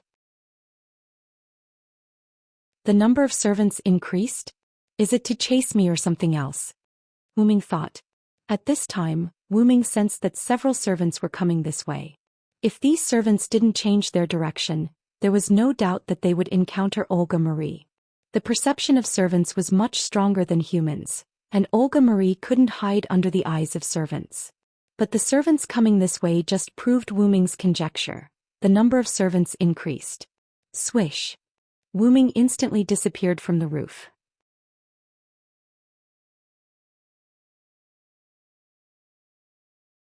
Chapter 338. On the abandoned and burning street, 2 figures were running. One of the figures was wearing a rather revealing purple tights, and some parts of the body were covered with armor. One of the figures was holding a 2-meter-high shield with a cross on the outside, and the other hand was holding a girl. Needless to say, she was a servant. The girl had short orange-red hair that was tied into a single ponytail. She wore a simple white top with black straps around her chest and abdomen. There was a black belt around her waist. She wore a short black skirt, black stockings and white boots. Although it looked like work clothes from somewhere, it looked extremely beautiful on the girl. The girl with short orange hair had 3 red marks on the back of her right hand, which formed a shield. Obviously she was the master of the girl in purple tights. Next to the 2, a girl in a cloak was carrying a scythe and holding a little girl with black hair in her arms. If Wu Ming was here, he would know that she was one of the 7 servants on the beach. She used a scythe as a weapon, Lancer of the Tong family. Needless to say, the little girl with short black hair in her arms was the master of Lancer. The 3 petal-like marks on the back of her right hand were the best proof. Matthew, are you okay? The girl with short orange hair asked with concern. She seemed to feel guilty for letting the younger generation carry her. It's okay, Senpai. I am Senpai's servant and Senpai is my master. The girl named Matthew said and smiled at her master. They're coming. Lancer, who was beside the 2 of them, finished speaking. Suddenly, a sharp arrow was shot towards them. Mashu quickly stopped and raised her shield to block the sharp heart-shaped arrows. Bang! Bang! Bang! Bang! A few steel-like collision sounds came and Matthew, who was holding the shield, was pushed back a few steps by the huge impact. Are you okay, Matthew? The orange-haired girl asked worriedly, her words vaguely hinting that she was blaming herself for not being able to help. It's okay, Senpai. Please be careful, the opponent is a very powerful servant.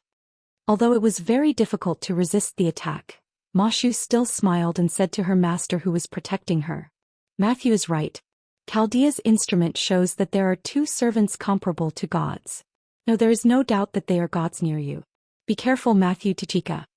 A male voice came from a device on the wrist of the girl with short orange hair who seemed to be called Rika. Although the voice sounded rather unreliable, there was no doubt that he was right. Then Matthew said to Lancer, Miss Anna, please help us. I don't want Senpai to leave this place. Matthew and Tachika had seen Anna's ability. For many skeleton soldiers, Anna just waved her sickle and killed all the skeleton soldiers. She was much more powerful than Matthew. The girl called Anna couldn't help but look at her little master. Compared to Anna, she hoped that these people could call her Lancer. Also, if her little master didn't always call Anna sister, Matthew and others wouldn't know that she was called Anna. Sister Anna. Sakura Madu looked at Anna. But Anna was still hesitant because the enemy this time was... What's wrong, my lovely sister? Are you afraid to attack your own sister? A beautiful voice came from behind them. Everyone looked at the newcomer in panic because they didn't notice her presence until she spoke. But it was obvious that she had been standing there for a long time. That's right, my lovely sister. Are you afraid to attack your own sister? However, at this time Matthew and others also heard a beautiful voice in front of them. Everyone looked to the front again and a gorgeous purple-haired girl with 2 ponytails appeared in front of them. She was dressed almost exactly the same as the one behind them. The only difference between the 2 was their clothes and weapons. The girl who came from behind didn't have any weapons in her hands. She only had a gauntlet that protected the back of her hands. Moreover, it was more appropriate to call it an ornament than a gauntlet. It made her hands look more tempting. The girl's clothes were similar to a royal shawl and a low-cut princess dress with a long transparent hem that covered her beautiful legs. A few transparent scarves were wrapped around the girl's body, making her look particularly charming. The girl who came from the front held a small bow made of gold in her hand, but there were no arrows. From this, it could be seen that the heart-shaped arrows just now were shot by this girl. The girl didn't have gauntlets on her hands, but a bracelet made of beautiful strings of beads, which made her small hands even more beautiful. In terms of clothes, the girl's clothes were similar to the clothes of the Greek girl next door. It was just a short skirt that went up to the knees and there was a bow in front of the chest. Other than that, the 2 girls looked exactly the same and even their temperament was exactly the same. They were like the goddess of love, full of charm and couldn't help but want to surrender. Fortunately, Matthew and others were all women and more or less resisted the 2 gods. If they were men, they would probably be lying on the ground licking the toes of the goddess. Sister. Anna couldn't help but whisper. The 3 people beside Anna heard what Anna said and were shocked. Sister? Matthew looked at Anna in disbelief. So, Anna, you are also a god? Tachika looked at Anna in surprise. Anna only made a soft sound and did not say anything else.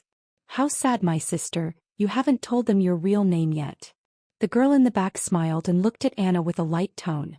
Your master looks too young and it seems that she can't use the ability of a master. The girl in front covered her mouth and laughed. So what should we do now, sister? Will you die with your companions or rise up and resist us? The 2 girls finished each other's words as if they were the same person. Sister.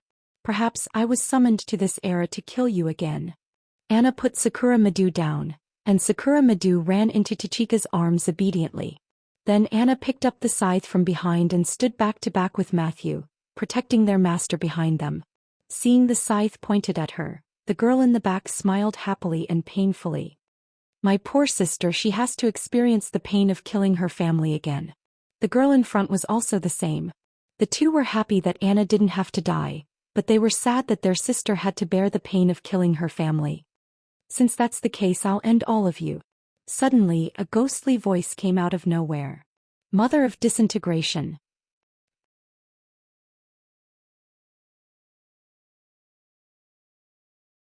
Chapter 339. Maria Ripper. After the activation of the relic's true name, a thick fog engulfed everyone. The thick fog reduced everyone's visibility to less than 5 meters. Even Anna's two sisters could barely see each other. The girl behind Gadotsi and the rest sensed the danger as they were of the same rank. She quickly warned her sisters. Urieli, be careful. However, Sai. The girl named Urieli in front of Gadotsi and the rest was a little dazed as she let out a doubtful voice. A silhouette appeared behind her. It was a black leather windbreaker, a black top hat and black leather shoes. Everything was black except for the 2 red glows where his eyes were. It was extremely horrifying. What a pity, Gorgon's goddess. You're really unlucky, said the black silhouette. After all, I exist for women. The black silhouette revealed his face. It was Wu Ming. After Wu Ming finished speaking, Urieli's vision turned black and she fell. Sister! Anna shouted in worry. She raised her scythe and looked at Wu Ming with hostility. Wu Ming hugged the girl who fell and looked at everyone with a smile. Ignoring Anna, who was looking at him with hostility, Wu Ming looked at the goddess behind Gadotsi and the rest. Then there's only you, goddess Stheno. Stheno, Matthew said in surprise. He was obviously shocked by the name.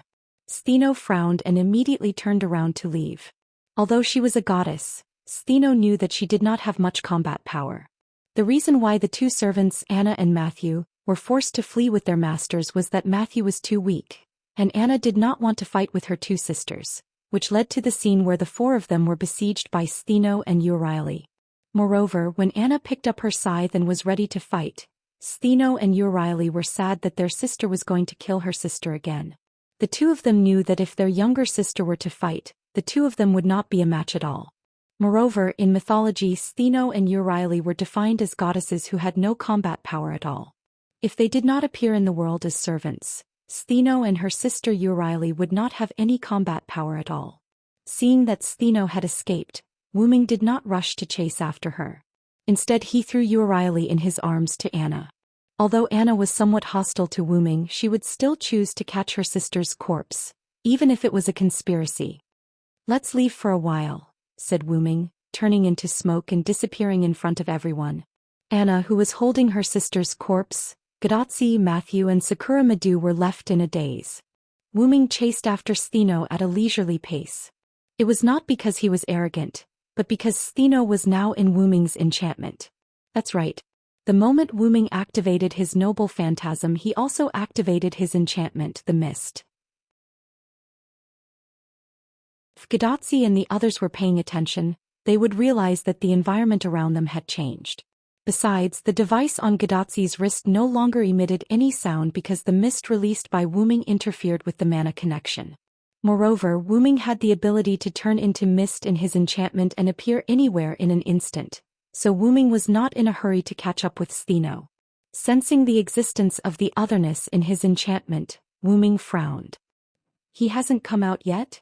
However, after sensing the distance between the 2 of them, Wu Ming did not bother about him anymore. Instead, he sensed Stheno's location. By the way, even if Stheno was an assassin and also had a level A+ aura concealment, he could not get rid of Wu Ming. The entire enchantment was filled with mist. As long as there was mist, Wu Ming could detect it. Therefore, Wu Ming had already discovered Stheno, who was hiding in the shadows of the alley ahead. After stopping, Wu Ming walked to the entrance of the alley slowly and looked at the shadows. Do you want to play hide-and-seek, great goddess? Wu Ming smiled as he walked into the alley. When he got close to Stheno, a charming voice was suddenly heard. Smile of the goddess. Following the activation of the noble phantasm, Wu Ming stood there motionlessly as if he was frozen. Then Stheno's figure appeared. I thought you were a powerful hero, but I didn't expect you to be the same as the others. A man is a man indeed, Stheno said slowly as if he had already won. Walking to Wuming, who was standing there in a daze, Stheno raised his head and looked at Wuming. What beautiful eyes, what a handsome face. What a pity, Stheno said as if she was intoxicated.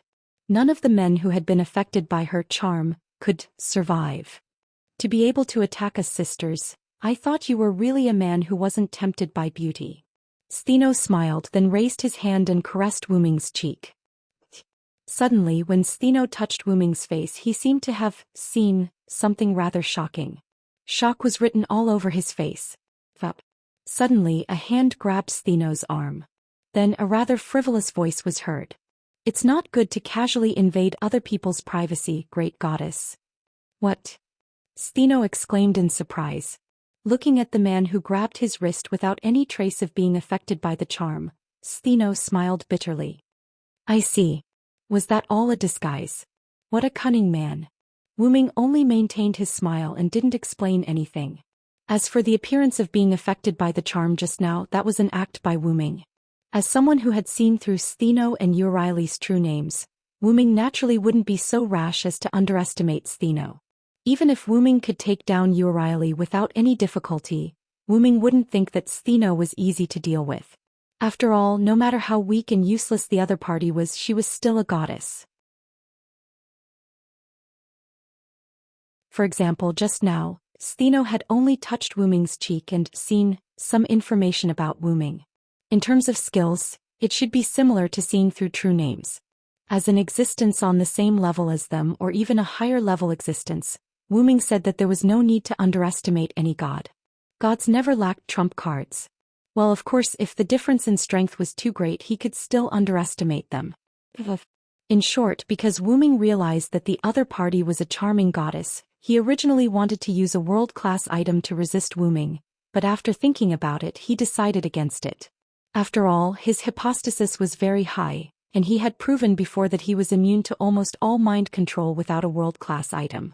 Therefore, Wuming pretended to be charmed and grabbed Stheno when she approached Wuming. As for whether Stheno, who was caught by Wuming, would escape or not, Wuming already had a plan.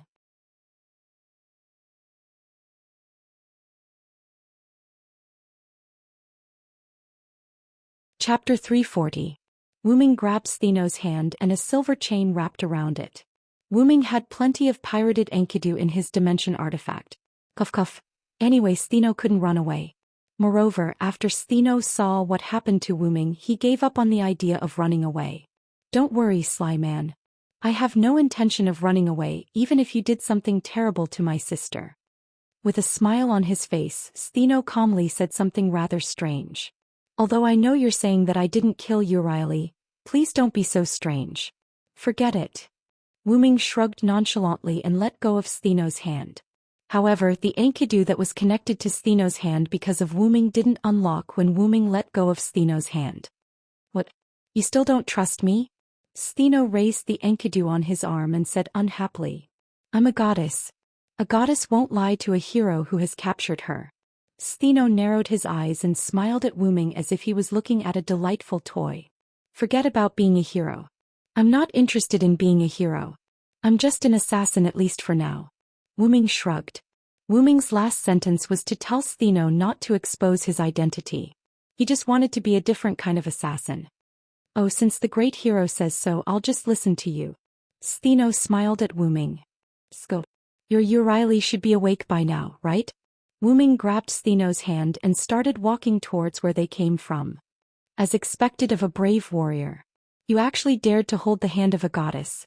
However, since you didn't do anything to Euryale, I will forgive your rudeness. Stheno raised his neck like a proud princess. I feel like it's better to get rid of you now. On the way, Wuming began to ask Stheno for information or to verify his speculation.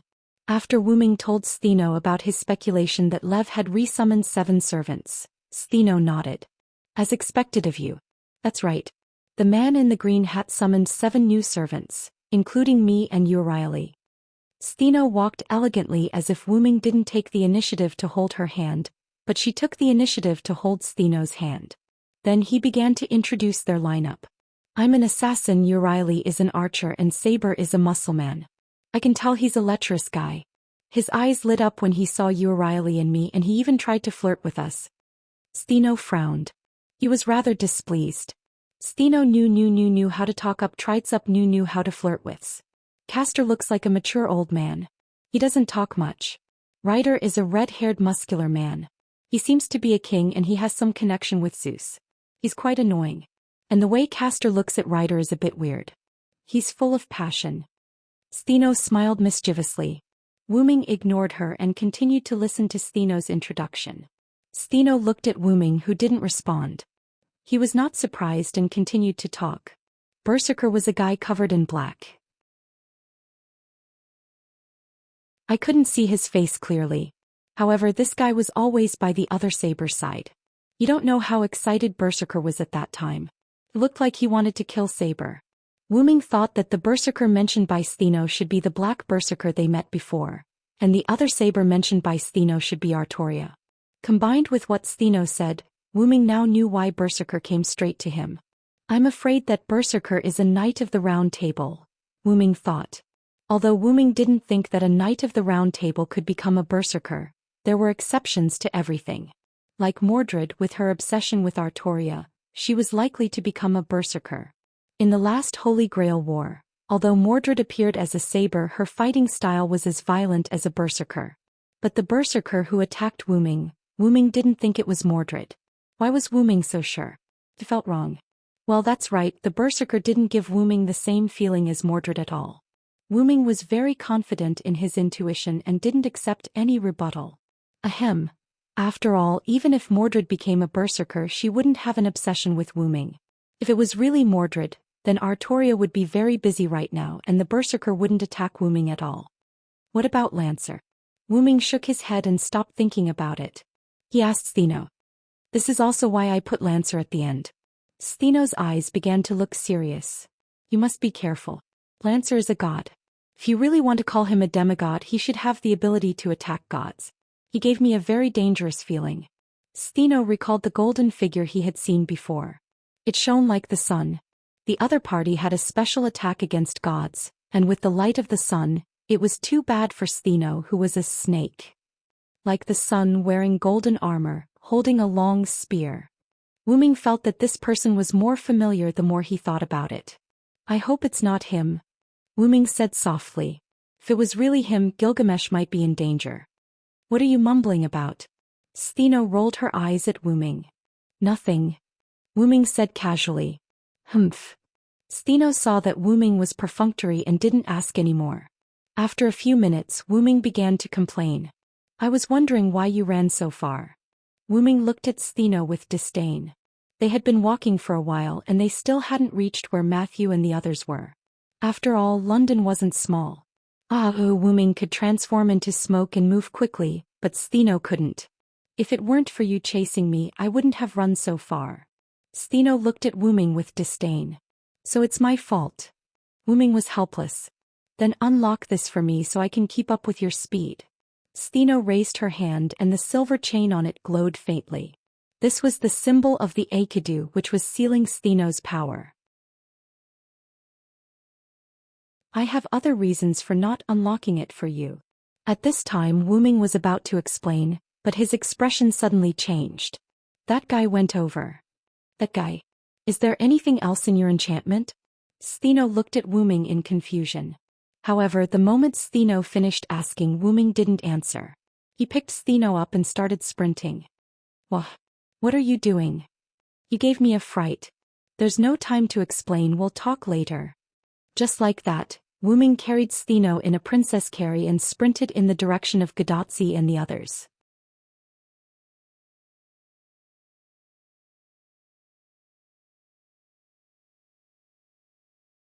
Chapter 341.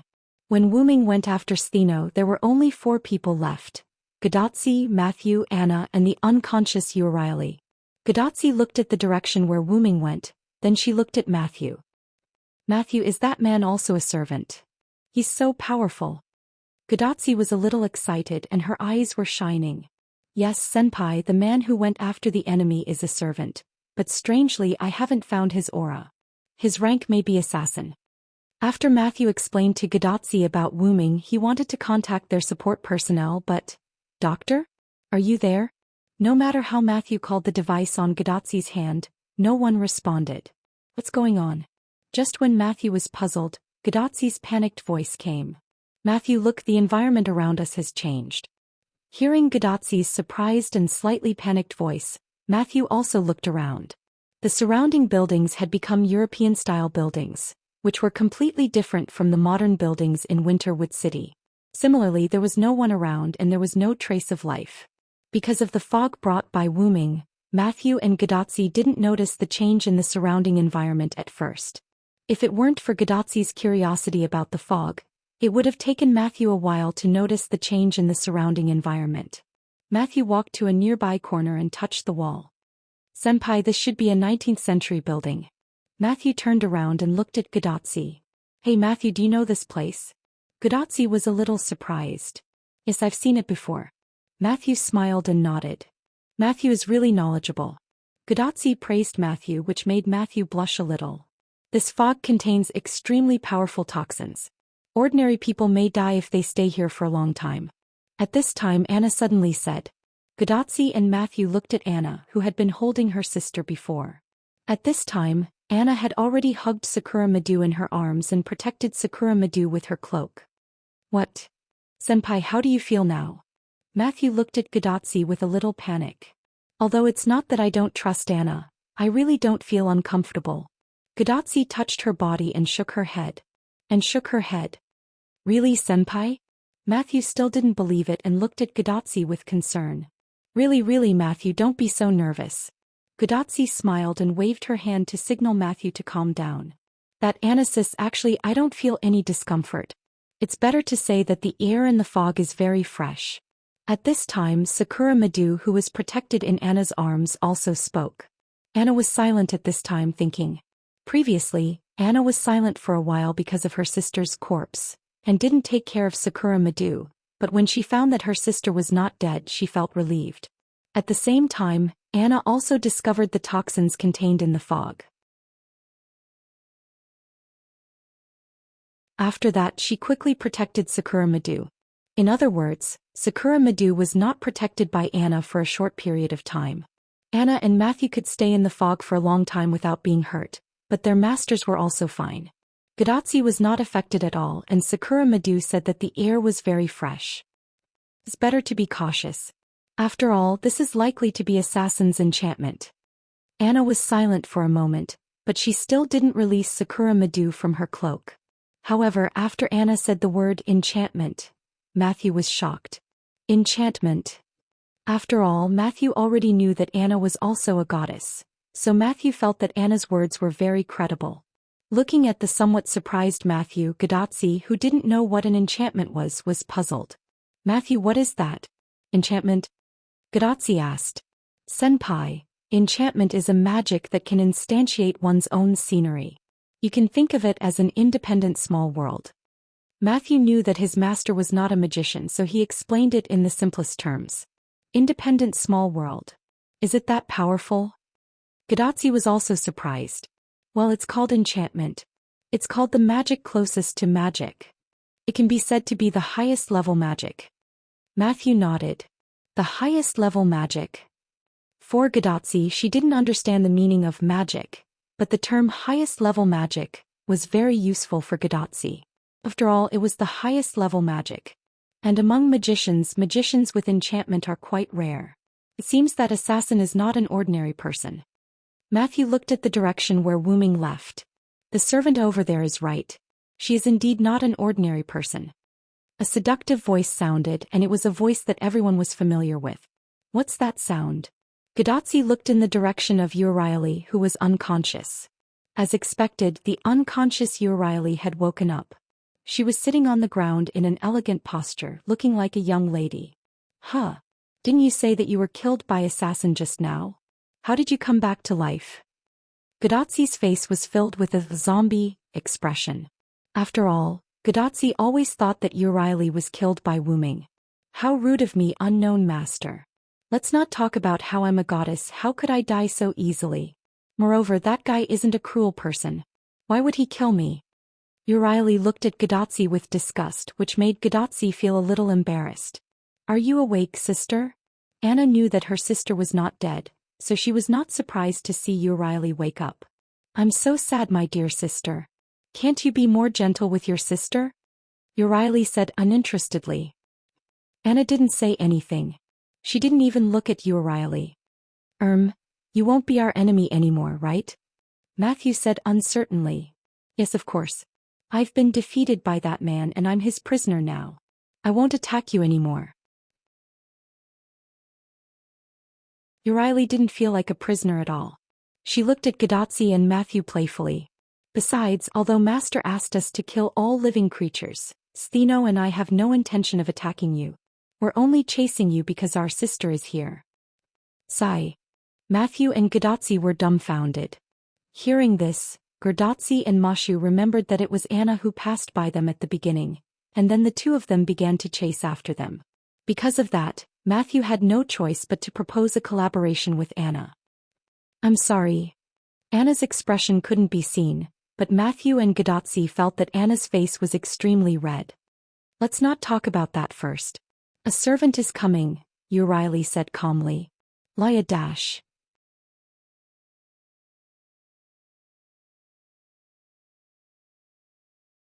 Chapter 342. A roar that didn't sound like a human's roar could be heard from the front of Gadotsi and the others. This made Gadotsi, who had just escaped from danger, feel very uneasy. Matthew, who could see his master's uneasiness, raised his shield and stood in front of Gadotsi. It's okay, Senpai. I am Senpai's servant. I will protect Senpai. Looking at Matthew's smiling face, Gadotsi's fear was swept away. Thank you, Matthew. Gadotsi smiled at Matthew. It's coming. Uriah reminded. At the same time, a hostile servant appeared in front of Matthew and the others. Because of the interference of the fog, Matthew, who had just become a servant, no, a dime servant, was obviously not like Uriah and Anna. His perception of danger was also a level lower. Anna had already let go of Sakura Madu and raised her scythe at the source of the danger. Sakura Madu also ran to Gadotsi's side and was hugged by Gadotsi. After all, Sakura Madu was still a little girl and she was very likable. Gadotsi naturally would not reject Sakura Madu, so she picked her up. Leia. As the roar approached, the owner of the roar appeared in front of Gadotsi and the others. The black fog and the full body armor made it impossible to see the person's face, but they knew that this was a berserker. Ah, it's our berserker. Uriah knew that the berserker would not distinguish between friend and foe, but she still said calmly. Although Matthew was very confused about what Uriah meant by our side, now was not the time to ask questions. Sister, can you fight with us? Anna looked at Uriah, who was sitting on the ground in an elegant posture. Of course, Mashu and Gadotsi also agreed to the idea of increasing their combat power. No. Uriah said straightforwardly. Looking at Matthew and Gadotsi, who immediately showed regret, Uriah continued. It's not that I don't want to help you, but that man is afraid that I won't be honest, so he has already set a restraint on me. With that said, Uriah raised her hand with a bracelet. Above this pair of beautiful and charming jade hands, several silver-white chains with golden light were wrapped around it. Chains. Gadotsi said, looking at the silver-white chains in confusion. She didn't notice it before. Matthew was also puzzled. Obviously neither of them noticed it. Perhaps only Anna, who caught Uriah before, noticed it. The extraordinarily beautiful chains and the beautiful girl accompanied by her smile made her even more beautiful and seductive. It didn't feel out of place at all, which was why Matthew and Gadotsi didn't notice it. This chain has the ability to restrain the mana and divine power in my body. Also, I was injured by that man's noble artifact earlier, so I don't even have the strength to stand up now. This was also the reason why Yuri and Ellie had been sitting there without standing up. Besides, you can't defeat him alone. Hurry up and run for your lives. After all, Uriah and the Black Berserker were considered to be on the same side and he wasn't weak at all. When Anna decided to kill Uriah and Stheno, the two of them felt that Anna would definitely be able to do it. That was because that was how myths and legends worked. This was how heroic spirit legends worked. The evil dragon was destined to be unable to defeat the dragon slayer, And the pure girl couldn't resist her younger sister who killed and devoured her in order to protect her. That was the tragedy and law of the followers. Therefore, judging from the strength of Anna and Matthew, it was unlikely that they would be able to defeat this berserker. I won't leave. I won't abandon my sister and leave. I'll protect my sister this time. It was ironic that the pursuer no longer chased after them. The rebels who had made up their minds to kill the pursuer changed their mind and chose to protect the pursuer instead. Fate is often so asterisk. Get used to it. Stu. Although you've been chasing after us, it was a misunderstanding. Since you're Ms. Anna's sister, we won't abandon you. Gudatsi clenched her fists and looked at Matthew. That's right. I agree with you, Senior. Matthew nodded. It had to be said that Matthew, who had just become a subservient, and Gudatsi, who had just entered the world of magicians, had a very high sense of justice. However, Urieli was helpless against Anna, Matthew, and Gudatsi's opinions. You guys are really... Urieli shook her head helplessly. Then, before Urieli finished her sentence, Anna dashed toward Berserker. Laia. Berserker bellowed at the sight of his enemy, charging toward him. He raised the blackened electric pole in his hand and charged toward Anna. Got to say, Urieli was indeed a goddess.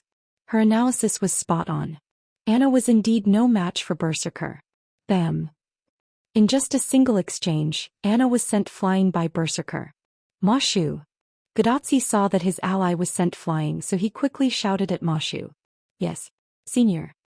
Although the two hadn't known each other for a long time, Matthew and Gudatsi fell in love at first sight. They cooperated very well. Matthew naturally understood what Gudatsi meant. In an instant, Matthew dashed toward Berserker with his shield.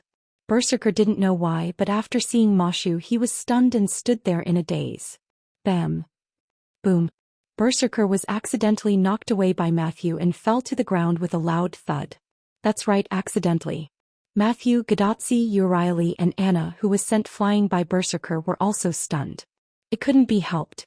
Such a powerful enemy was sent flying by Matthew's shield bash.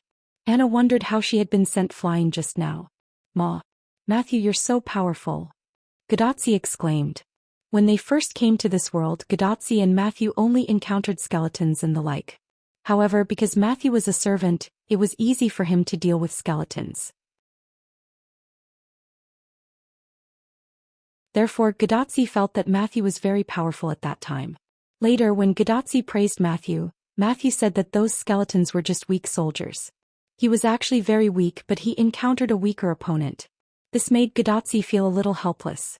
Although it didn't mean that she hated Matthew, Gudatsi was still a little depressed when she learned the truth.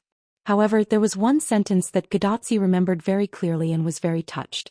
I am Senior's servant and I will always protect Senior.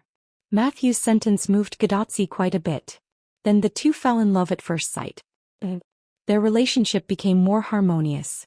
But now, after seeing Matthew send Berserker, who was very powerful, Anna flying, Gudatsi wondered if Matthew said that he was weak to make her feel less proud. Then while everyone was still in a daze, Berserker, who was sent flying, got up again and rushed to Matthew's side. That's right.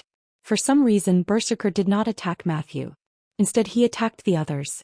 Other than Matthew, the one who was closest to Berserker was Urieli, who could not move freely. Berserker rushed to Urieli and raised the electric pole that had been transformed into a noble artifact. Sister! Anna, who got up again, screamed in shock. Boom!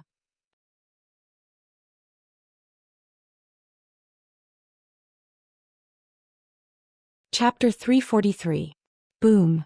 The Grade D electric pole relic smashed onto the ground, causing the ground to shatter. However, Urieli was nowhere to be seen on the shattered ground and under the electric pole. Urieli was not sent back to the martyr's palace either. Instead, gosh, I almost died, Urieli grumbled. Sister. Anna looked in the direction of the voice. At the same time, Mashu and Gudatsi also looked at him. He saw a man wearing a black windbreaker, black leather shoes, and a black top hat standing on top of a pile of rubble. The man was carrying two identical girls in his arms. They were Stheno, who had escaped, and Urieli, who had almost died under Berserker's baton.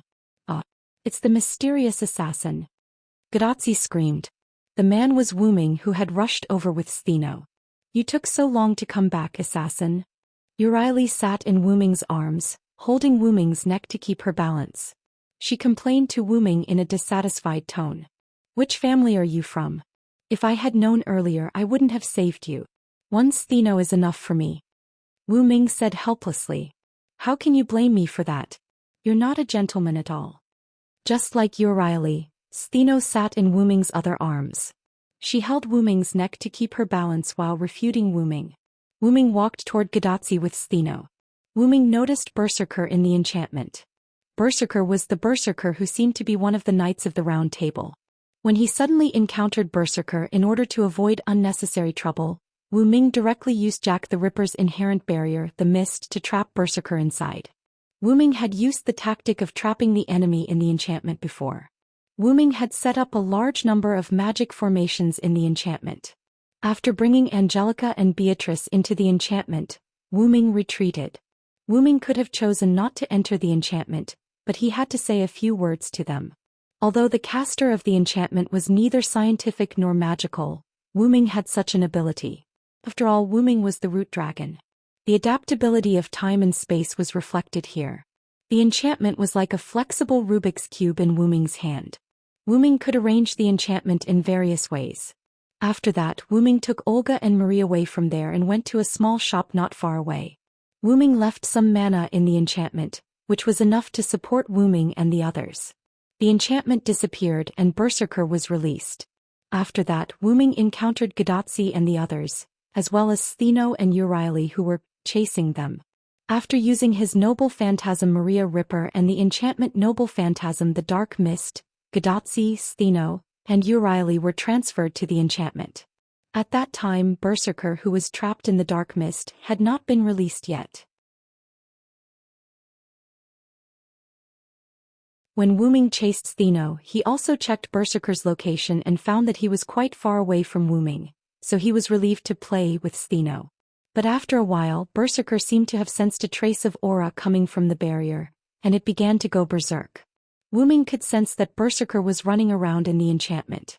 And just when Wu Ming and Stheno were on their way back to Gadotsi and the others, Wu Ming sensed that Berserker was approaching Gadotsi and the others. After all, the Dark Mist was about the size of London City. Although it was not small, it was not that big either. It could only be said that Berserker was very lucky to have found the location of Gadotsi and the others. As expected of Lucky B, after Wu Ming sensed all of this, Wu Ming hurriedly carried Stheno and rushed over at full speed. However, Wu Ming was worried that Gadotsi and the others would have an accident, so he directly used his Dragonist item, which he hadn't used for a long time, and rushed over with agility beyond X. Why do you think Wu Ming did not hesitate to cheat to bring his treasure trove? It was because the treasures in the treasure trove were really helpful to Wu Ming. Especially Wu Ming, who was an assassin at the moment. The treasures were really helpful.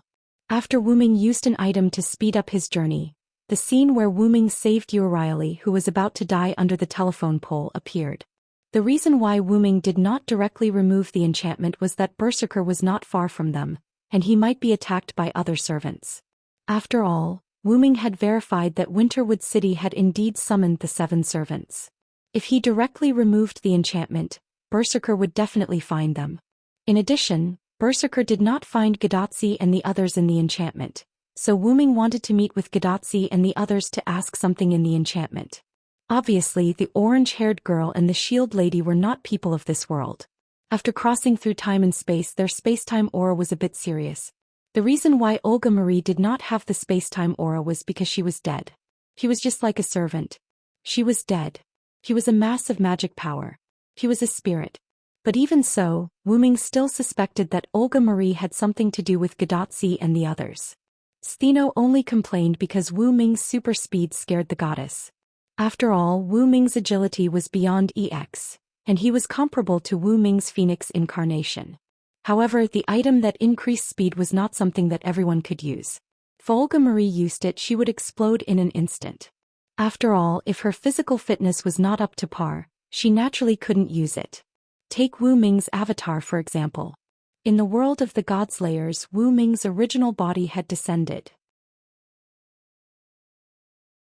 Even though he was still in his infancy state, the origin dragon's physical body that had undergone some minor baptisms had become extremely powerful. Wuming's incarnation had limitations because Wuming still had room to grow. It was estimated that when Wuming was fully grown, Wuming could use multiple incarnations at will, and their power would also be greatly improved. But if Wuming's incarnation was used by his incarnation, the limitations would be quite big. After all, if the strength of the incarnation was not enough, it would be torn apart in an instant. As for Assassin, the reason why Silent Wonder didn't cheat and let the 12 clones follow him was because Silent Wonder couldn't use any of his clones. Even if he could use them, the power was very small. If Wuming used them by force, he would die. Therefore, it was really useful to bring Dragonist, a treasure trove that contained a large number of very useful treasures. At that moment, Berserker, who lost his target, began to roar furiously. Laia! Gadotsi and the others realized that the enemy had not been eliminated yet.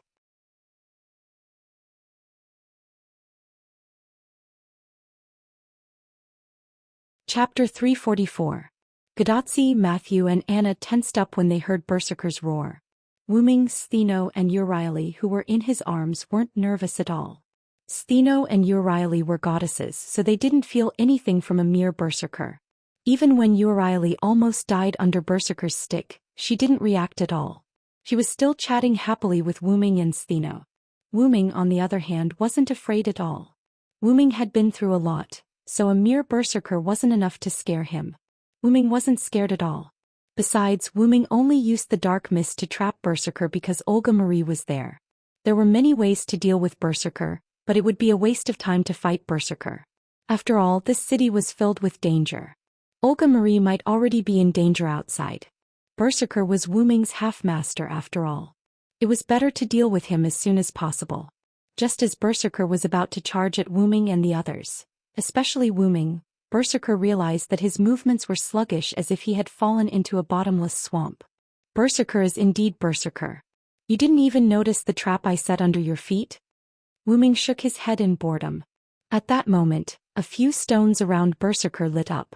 Simple and mysterious runes could be seen on the stones. That's right, they were Lune runes. These stones were rune stones. Just like Rin Enbin and Luvia's gem magic, these rune stones had the same effect. Gem magic was to store spells and magic power in gems in advance, and then use them directly when needed.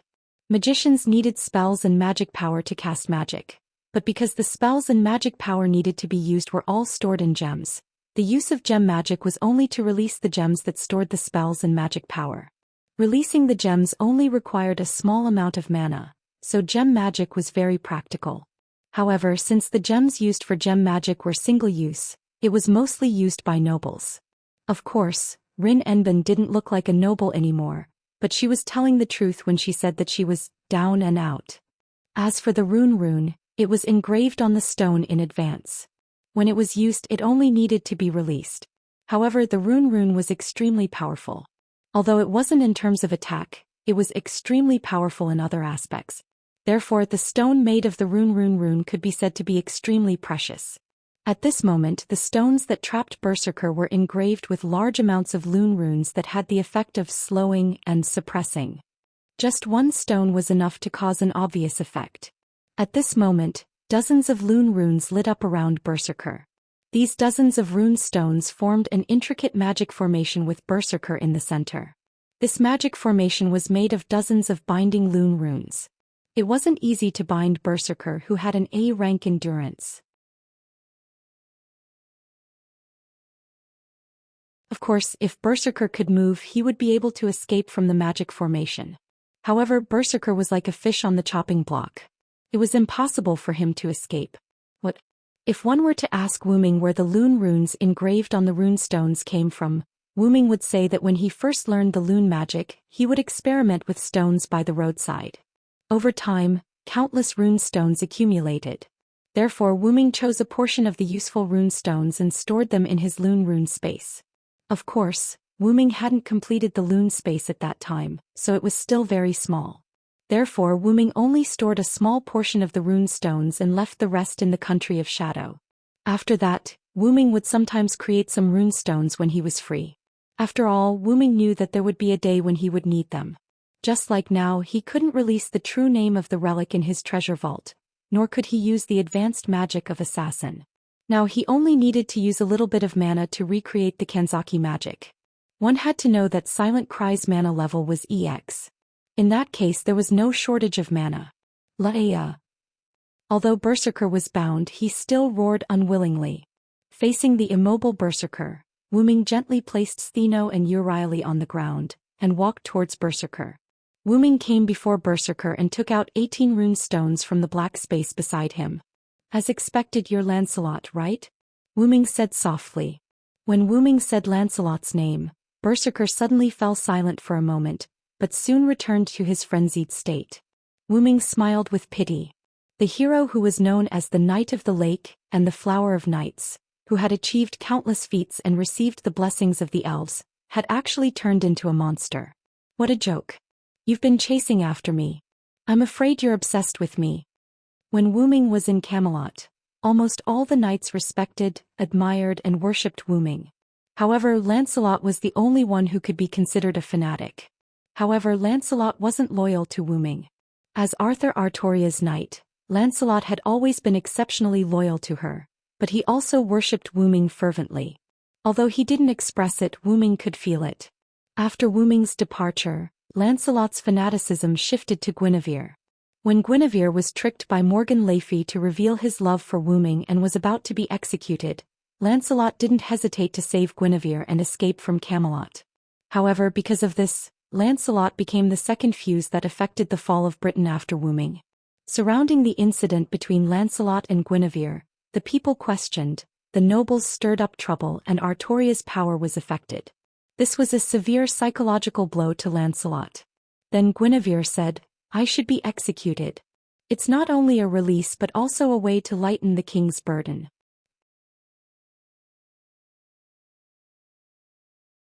After that, Lancelot sent Guinevere back.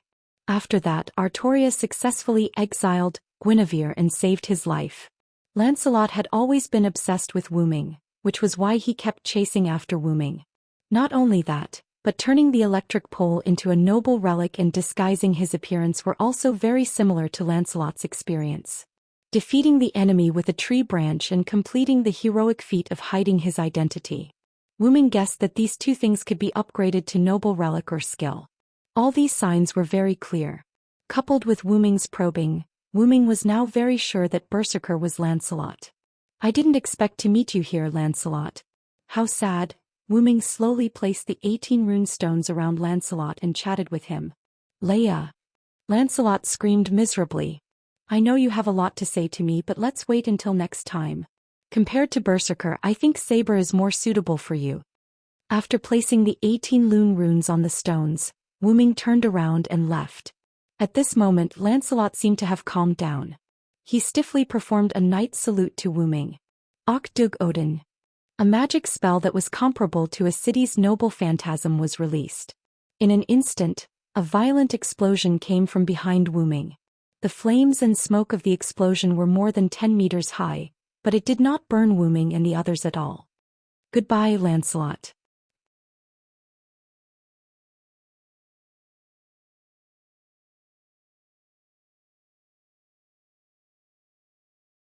Chapter 345. The flames raged and burned the entire city of London. After Berserker left, Wuming deactivated the inherent barrier. Everyone returned to the burning city of Winterwood. Hey, can you hear me? That's great. The device here suddenly showed a large amount of magic and I couldn't contact you guys. That scared me. Thank goodness you guys are fine. As soon as they returned to Winterwood, Godotzi's wrist glowed, and a virtual screen appeared in front of everyone. On the screen was the face of a kind and dispirited young man. He had the aura of a loser. Is this the magician who made the sound? What a loser. That's right. I thought a magician who can use a remote screen like this would be more reliable. How disgusting. Stheno and Euryale looked at the young man on the screen with disdain. What's going on? Wait, what's going on? The young man was frustrated at first, but then he realized that the two followers of the goddess in front of him were enemies. Anyway, they're not enemies now. Roman, don't worry about it. Godotzi smiled awkwardly. I'll explain the situation to you later, Dr. Roman, Matthew said to the young man seriously. Is that so? Well, it's good that you guys are fine. Just now when I suddenly couldn't contact you guys, everyone was worried sick. The doctor called Roman began to spread the dispirited atmosphere as he constantly complained and complained. Yes, I know, Dr. Roman. Gadotsi answered Roman helplessly. Matthew noticed that Wu Ming, the main person who solved the crisis, did not say anything. He was frowning as if he was thinking about something. Mr. Assassin, are you all right? Matthew asked worriedly. Gadotsi, who was talking to Roman, also looked at Wu Ming. That's right. Mr. Assassin helped us. Please let us know if you have any problems. Gadotsi smiled innocently and looked at Wu Ming, who was standing behind Stheno and Urieli. Wu Ming shook his head. I'm fine. I just want to ask you guys something. Ask us. Gadotsi and Matthew looked at each other in confusion. Oh, I need to pick up my master. I'll come back later. Wu Ming did not wait for them to respond and turned around to leave. By the way, there shouldn't be any danger around here, but a sudden intrusion like just now. You guys should be careful. I'll be back soon. After that, Wu Ming disappeared. Li Xiang Mashu, that servant is? Roman asked with a slightly dignified tone. He's the one who helped us subdue the two goddesses, Matthew explained. Also, we met a berserker in Assassin's enchantment. Assassin defeated him easily, Gadotsi said excitedly. Enchantment? I guess that's why we can't contact you. Roman touched his chin and pondered. Then do you know the real names of the berserker and the assassin who left, and the real names of the two goddesses? Roman's voice became very soft. He looked at Stheno and Urieli carefully. After all, he was a little embarrassed in front of the two goddesses. How dare you talk about the goddesses in front of them, magician who's not here? Stheno was an assassin after all, so he could naturally hear it. My real name is Stheno and this is my sister, Urieli. Before Gadotsi and the others could react, Stheno said his and Urieli's real names casually. After all, we've been defeated by that man. As goddesses, we're prepared to become his captives. Urieli explained why the two of them had told her their real names without hesitation. She also explained why they were no longer enemies. Is that so? Roman's shoulders drooped helplessly. Gadotsi tried to recall the real names of Wu Ming and the berserker who was defeated by Wu Ming. I don't know Mr. Assassin's real name, but as for berserker's real name, I remember Mr. Assassin called him Lancelot. What? Without waiting for Gadotsi to finish, Roman interrupted him in surprise, and even gave Gadotsi a fright. Matthew came to Gadotsi's side and shielded Gadotsi with his body. Then he protested to Roman, Doctor, please keep your voice down. You're scaring the seniors. I'm sorry, but this is shocking news. Roman put his palms together and apologized. Then his expression turned serious. Matthew and Gadotsi were confused. Judging from your tone, Mr. Assassin called him Lancelot, right? If that's the case, he can't be a nobody. Roman looked at them seriously. Someone who can defeat the Knight of the Lake can't be weak, even if the Knight of the Lake has lost his mind. That assassin is very strong. Doctor, what do you mean? Gadotsi understood. Although you don't know Mr. Assassin's real name, there is no doubt that he can rival the Knights of the Round Table and even surpass them. To be honest, I really don't understand why such a person is Mr. Assassin. Although the Knights of the Round Table have berserker adaptability, I still find it hard to accept. After all, the Knights of the Round Table were noble knights. Even the rebellious Knight Mordred didn't do anything that violated the Knight's code. The reason why Roman was surprised that Wu Ming as an assassin could defeat berserker was because assassins were generally weak. Generally, they can only be used to collect information and assassinate their master. Let alone berserker, even caster sometimes can't defeat them, let alone rider, saber, lancer and archer with 3 mounts. That was why caster and assassin were known as the weakest among the 7 classes. Caster was also a powerful enemy after the workshop was completed, but assassin didn't have any other advantages, so sometimes assassin was even weaker than caster. But he used assassin to defeat Stheno, who is also an assassin, and even Urieli, who is an archer. After that, he still had the strength to defeat berserker. It seems that you have encountered a powerful servant. The more Roman analyzed, the brighter Matthew and Gadotsi's eyes became. Stheno and Euryale kept smiling as they watched the three of them talking. They didn't interrupt. After all, they knew Wu Ming's identity, so they wouldn't be too surprised by some things. And according to the various phenomena just now, he can be said to be a very easy person to get along with. If his master agrees, you can cooperate with them to solve the mutation of singularity F. If he didn't have a master, I would have asked Tachika to sign a contract with him. With him, I won't worry about your safety anymore. Roman looked regretful. That's great. Matthew, I can solve this singularity soon. Gadotsi hugged Matthew happily. Although Roman meant that Matthew couldn't guarantee Gadotsi's safety, Matthew knew that Roman didn't think so much, so he didn't say anything. He just smiled and nodded to Gadotsi. Matthew. Tachika Fujimaru. Suddenly, a familiar voice came to Gadotsi and others.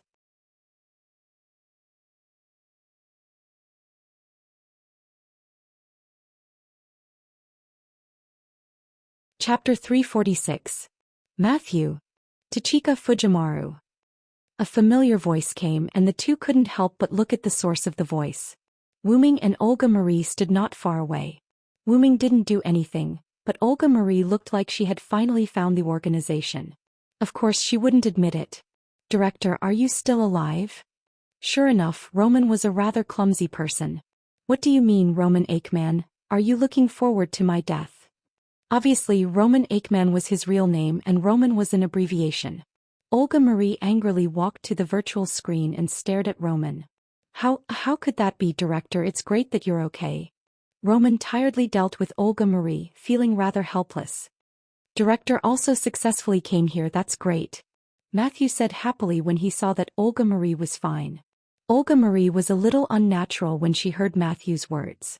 Wu Ming felt that Olga Marie was a little resistant to Matthew, or more accurately, she felt guilty. Seems like there's a story. Wu Ming thought carefully. That's great, Director's also fine. Gadotsi also smiled happily. Speaking of which, are you the only two here?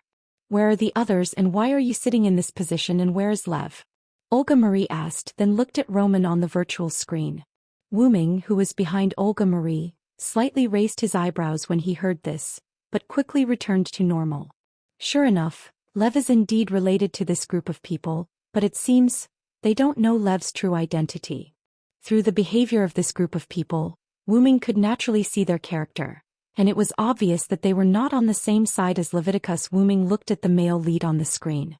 Only this male lead was something that Wu Ming couldn't see through. The so-called couldn't see through meant that Roman was like a god and like a human, like a living person and like a dead person. If there's a chance, I still have to meet this person in person.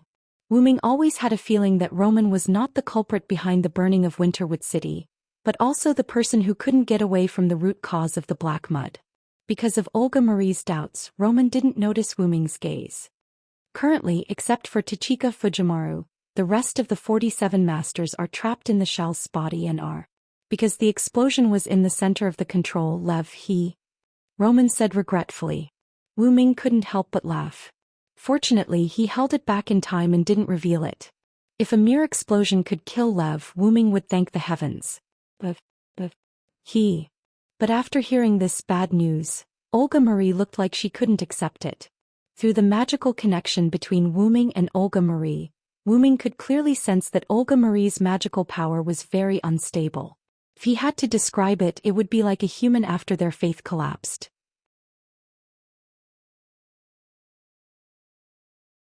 But Olga Marie was indeed a famous magician. She quickly calmed down and began to understand the condition of their base through Roman, and began to give orders. Wu Ming wasn't interested in listening to this. He walked over to the Gorgon sisters and Anna's young master, Sakura Madu. Anna was sitting on a small rock with the sleeping Sakura Madu in her arms. Stheno and Euryale were sitting on the left of Anna and Sakura Madu. Wu Ming walked over and Stheno spoke first. You finally have time to talk to me. I thought you had forgotten about me. Stheno narrowed her eyes at Wu Ming, who was walking over. What a greedy man. Not only did he capture me, but he also captured another me, and heartlessly abandoned us. How heartless. Euryale continued Stheno's words and also narrowed her eyes at Wu Ming. I wouldn't dare to capture the goddess. I heard that anyone who has anything to do with the gods of Greek mythology doesn't have a good ending. Wu Ming shrugged and said disinterestedly. But those are all mortals. If it's you, I don't think you'll suffer, Stheno said cheerfully. Wu Ming ignored the two of them. He walked to Anna's right and sat down. Is she asleep? Wu Ming looked at Sakura Madu and asked Anna. After all, she was his sister-in-law in another world. He should at least show some concern. Thank you for not killing my sister. Anna replied first. Then she thanked Wu Ming softly.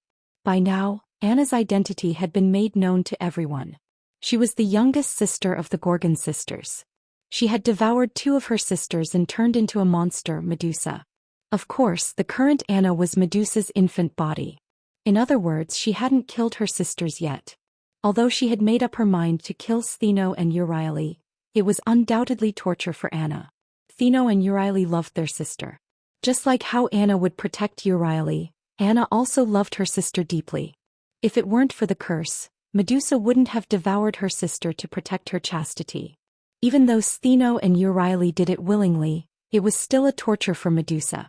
It was the pain of killing her loved ones. I didn't want to see such a curse. That's why I chose to do it. Wu Ming looked at Gadotsi and the others as he conversed with Anna. But because of that, I've been on the brink of death, Euryale suddenly interrupted. Jack the Ripper's relic, Mary Ripper, was a curse. There were 3 conditions to trigger the curse. Fog, night, and the target is a female. Back then Wu Ming had activated the relic during the day. Although Wu Ming had released the fog, which was the dark fog, and the target, Euryale, was a female, Mary Ripper, which didn't fulfill the 3 conditions, only dealt damage. As Wu Ming had deliberately held back and Euryale's skills and the god's core of the goddess helped to block the attack, Euryale didn't die. However, it also caused Euryale to be unable to move.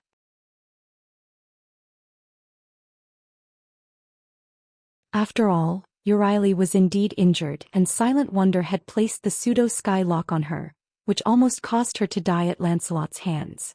Although you came in time to save me, you're the one who caused me to be in danger.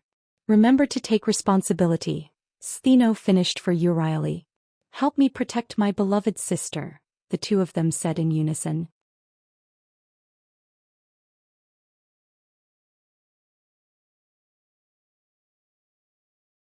Chapter 347. Wu Ming raised an eyebrow at Stheno and Euryale's shameless request. You two really know how to take advantage of the situation. Why did he say that?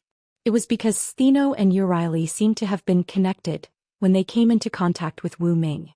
They knew Wu Ming's identity. He was an extremely powerful and majestic legendary dragon from beyond this world, the Dragon of Origin. The two of them knew about the dangers of the Holy Grail War, so they wanted to protect Anna. However, they were unable to protect Anna, so they wanted Anna to kill her and recreate the legend of the Gorgon monster. The appearance of the Gorgon meant that they had the power to protect themselves, but Wu Ming disrupted their plan. However, through Wu Ming, Stheno and Euryale found the hope of protecting Anna, so they made the request. Sister. Anna looked at Stheno and Euryale, touched. Although she was already dead and her safety was no longer a concern, she was still happy to hear that someone cared about her. Sure enough, no matter what, my sister still loves me, Anna thought to herself. However, Stheno and Euryale stood up as if they were interrogating him. They walked to Wu Ming and looked into his eyes. So what's your answer? The two asked in unison. I didn't want to fight the other servants. My goal is to solve this disaster, Wu Ming said in confusion, which made Stheno and Euryale a little unhappy. However, now is the time for the servants to unite. Of course I won't abandon Anna, my ally. Wu Ming put his hand on Anna's head. Anna slapped Wu Ming's hand away. Don't touch my head. Anna stared at Wu Ming with her small eyes under the hood. He was especially intimidating. Wu Ming raised his hand that was slapped away by Anna and smiled awkwardly. Stheno and Euryale smiled as well. Of course they were laughing because Wu Ming was defeated by Anna. Wu Ming looked at his hand in confusion. That shouldn't be. May you and the others like it when I touch their heads.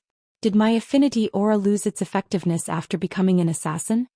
Wu Ming shook his head and stopped thinking about it. By the way, you two are now someone else's servants, right? Wu Ming looked at Stheno and Euryale. That's right. Our master is a green tall hat man. Stheno nodded. She must have used the Holy Grail to cheat, Euryale said. That's how she was able to summon the 7 servants again. And it doesn't exclude the possibility that he can continue to summon servants. Wu Ming nodded. Fina was right. After all, Wu Ming did not feel that Lev was a human being. Since he could maintain the contract of 8 servants including Artoria, he was definitely not an ordinary person. However, it did not exclude the possibility that Lev had placed the contract on Artoria's heart, which was the Holy Grail. You wrapped this chain around me to prevent my master from using the command incantation, right? Uriah raised her small hand.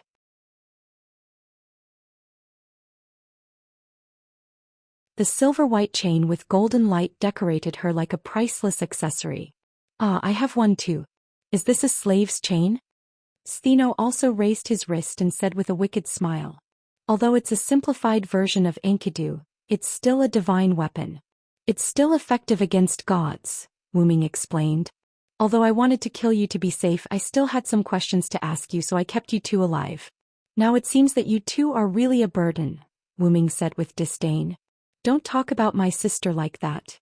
Anna glared at Wu Ming angrily. Her face under the cloak was full of dissatisfaction.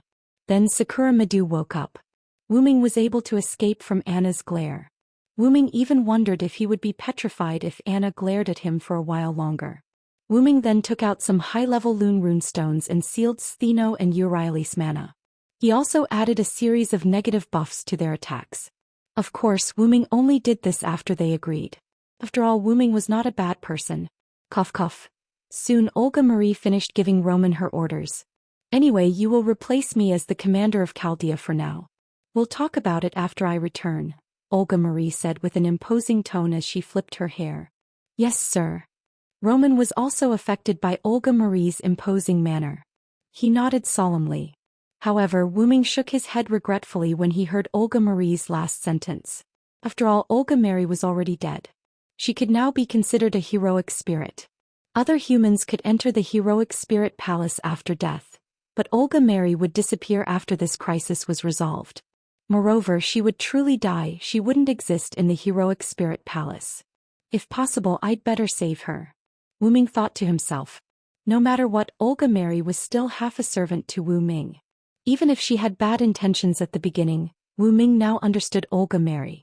He felt that Olga Marie was still a good person. If he could save her, he should.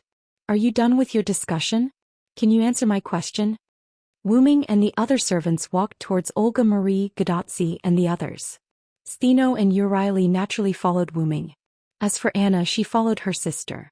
This resulted in Olga Marie, Matthew, and Gadotsi standing on one side, while Wu Ming, Stheno, Uriah, Anna, and Anna's master, Sakura Madu, stood on the other side. The situation was slightly serious. Wu Ming had 4 servants on his side, while Olga Marie only had Matthew, a demi-servant. At best, he was a human with the power of a servant, but at worst he was a half-servant. Looking at the slightly tense scene, Roman on the other side of the screen gulped. What do you want to know? Olga Marie calmly looked at Wu Ming, her nominal servant. Please tell me where you came from and your intentions. I will judge whether you can get our help based on your answers. Wu Ming looked into Olga Marie's eyes. Although with Wu Ming's hearing, he was almost as good as Stheno and the others when they were pooping. Is this why you volunteered to be my servant? Olga Marie couldn't help but ask. That's not the point. The point is the name you called when you were in danger, Leviticus. When she heard the name Lev from Wu Ming's mouth, Olga Marie's eyes suddenly shrank. No or no, Rafe.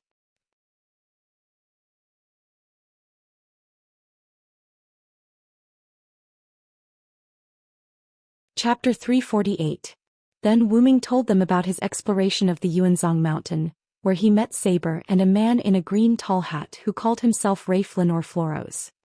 He killed Saber's master and put the Holy Grail into Saber's heart in an unknown way, and according to Rafe, he received the king's order to exterminate the human race. Then when I wanted to attack Rafe, Saber used the Holy Grail to activate the noble phantasm and I was blown away. Stheno and the other 7 servants were summoned after I was blown away. Wu Ming's words made Olga Marie, Gadotsi, Matthew, and Roman show an expression of disbelief. That man gave us the order to destroy all the creatures in this city, but I always feel that he wanted to get rid of this man. Stheno looked at Wu Ming and it was obvious that this man was Wu Ming. In short, I always feel that this Rafe should be the Rafe that you said has been sacrificed. That's why I followed you, Olga Marie. Wu-ming finished and waited quietly. After all, Olga Marie and the others needed time to digest. It's unbelievable. Professor Rafe actually. Roman on the other side of the screen said with a somewhat dull voice. Professor Rafe gave me a pretty good impression. Gadotsi scratched the back of her head. Well, Professor Rafe is very popular in Chaldea, I didn't expect. Matthew's eyes dimmed. I don't allow you to insult Rafe. Suddenly, Olga Marie roared and interrupted them. Rafe is dead. Even if he is still alive, Rafe would not want to destroy the human race. Although Olga Marie was shocked, she didn't waver because of soundless, one-sided words. Let's not talk about the fact that Rafe was at the center of the explosion in the control room. It's impossible for him to survive. Furthermore, even if Rafe is still alive, he has no reason to destroy human beings like you said, Olga Marie argued.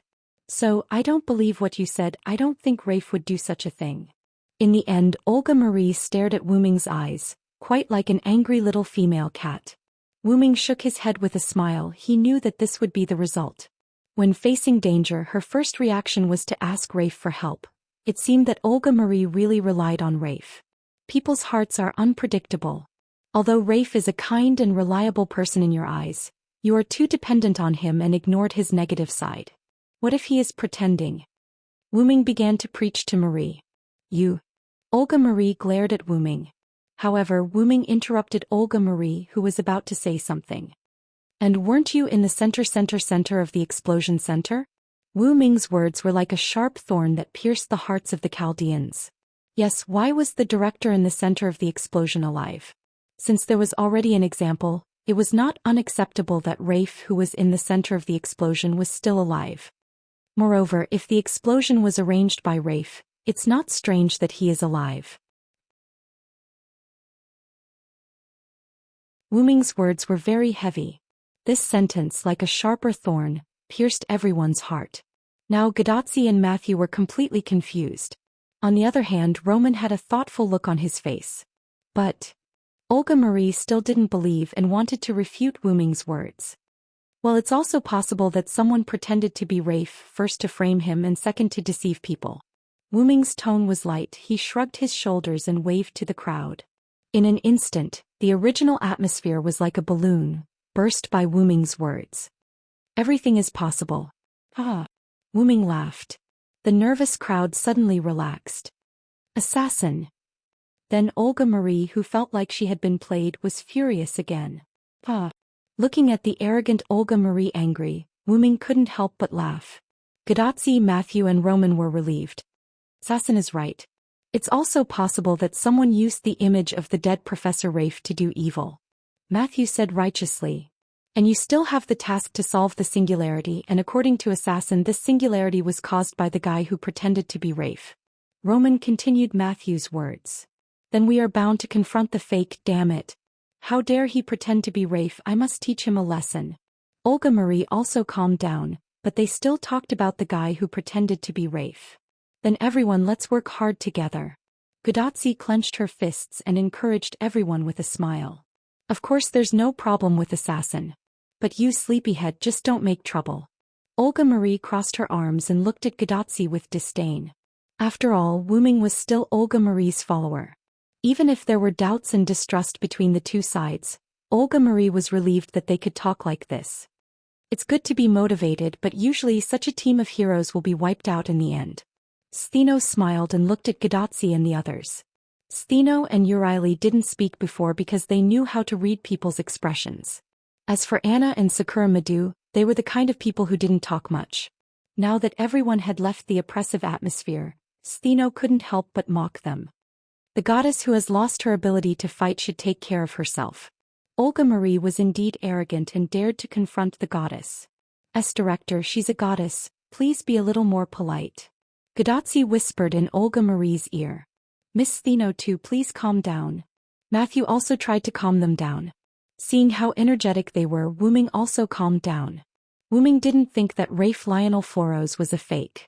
Wu-ming said that someone might be pretending to be Rafe because he wanted to take care of his temporary master's feelings. Rafe's tone when he introduced himself didn't sound like an imposter at all. Wu Ming used his omnipotent senses to confirm that this was the real Rafe and not an imposter. After all, sometimes mentality and momentum were the key to victory. So, it's time to answer my question. Wu Ming suddenly asked. Everyone just remembered that the two sides were supposed to exchange information. That's true. Then I, who interrogated your master, will tell you. Olga Marie stood up.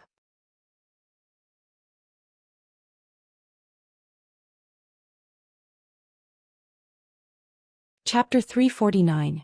Olga Marie briefly explained their situation to Wu Ming. They came from a research organization called Chaldea in the future. Its full name was Finus Chaldea, or Chaldea for short.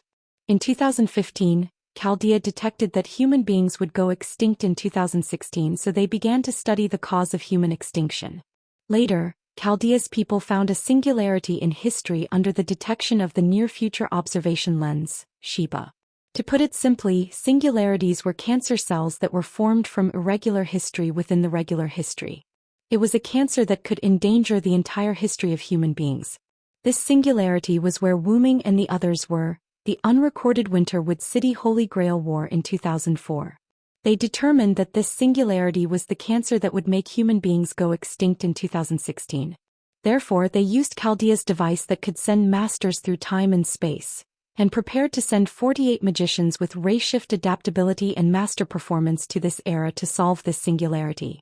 However, for unknown reasons, when the 47 masters were preparing to be sent, Chaldea was hit by an explosion. Most of the facilities were damaged, and the survivors were less than 20 people except for the 47 frozen masters. The reason why 47 people were frozen was because Gadotsi, the master, dozed off during a meeting and was kicked out by Olga Marie. It had to be said that Gadotsi was really lucky. Then when Gadotsi wanted to save Matthew, she was trapped in the central control room. Originally a human, Matthew was summoned by Chaldea and bestowed with power when he was on the verge of death. Then the ray shift automatically selected masters, and Gadotsi and her servant Matthew were brought to this world. As for the rest, Wu Ming knew most of it, so Wu Ming stopped Olga Marie, who still wanted to continue speaking. I understand the general situation. In short, you need to solve this singularity, and let history return to the right path, right?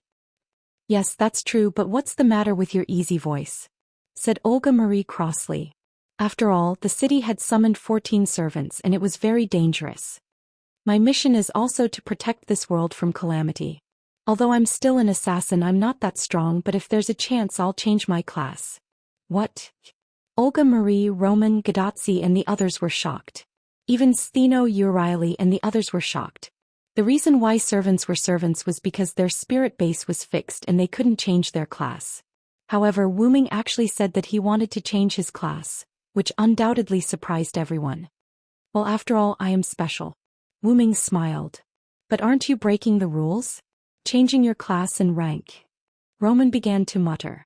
That's only if there's a chance. It's not that easy to change your class. Wu Ming shrugged. In short, let's leave here first. If we stay in the same place for a long time, it's inevitable that other servants will come to find us. Everyone nodded in agreement. After that, Roman said that if they needed help, they could contact him and then turned off the communication. After all, Chaldea still needed him. Then Wu Ming, Olga Marie, Gadotsi, Matthew, Stheno, Urieli, Anna, and Sakura Madu formed a small team and embarked on the path to defeat the great demon king. Soon Wu Ming and the others arrived at the villa where Wu Ming and Gilgamesh lived. The reason why they came here was because of Stheno's words. The other side has a servant that can kill a god. Are you sure you want to go directly to Yuanzhong Mountain? Although Olga Marie and the others had already chosen Yuanzhong Mountain as their target, because of Stheno's words, everyone had to follow Wu Ming. And also because of Wu Ming's words. I have a super first-class servant with me. In this way, Olga Marie and the others followed Wu Ming to the villa. In the small villa, Wu Ming skillfully prepared tea for everyone, and then casually sat down as if it was his own home. It seems that she's not at home. Wu Ming didn't find Gilgamesh in the house. Thinking about it, Gilgamesh wasn't a person who would stay idle. Perhaps she left after discovering the change. But he didn't rule out the possibility that she went to find him. With the idea of a short rest, Wu Ming didn't rush to leave with everyone. Gorgon's three sisters didn't feel uncomfortable. After all, the three of them were goddesses. Sakura Madu was too young to care, and Gadotsi and the others were sitting on the sofa with a slightly strange expression. What's wrong? Wuming naturally saw their doubts, so he directly asked. Is this the House of Assassins' previous master? Matthew asked. Gadotsi and Olga Marie also nodded. After all, Wuming's move was too skillful. It felt like he was the owner of this house. If it was their master's house, it would make sense. No, this house was bought in my name and I originally didn't have a master. Wuming calmly took a sip of tea and then said. Hey. Gadotsi, Matthew and Olga Marie immediately yelled. I forgot to tell you this. I came here on my own initiative. If I have to say, my master should be the Great Holy Grail. Wuming calmly took another sip of tea and slowly said. Wait a minute, what's going on? Olga Marie slammed the cup on the table and looked at Wuming like she was looking at an animal. The sound of the teacup being put down scared Gadotsi and Matthew. If the teacup wasn't sturdy enough, the boiling hot tea would have spilled onto Olga Marie's hand. Although I know your identity is not ordinary and can change your class, but can you still show up on your own accord? Wuming calmly took a sip of tea and put down the teacup. He then looked at Olga Marie without any emotion. That's right. Sorry, my identity is not ordinary, so I can do whatever I want.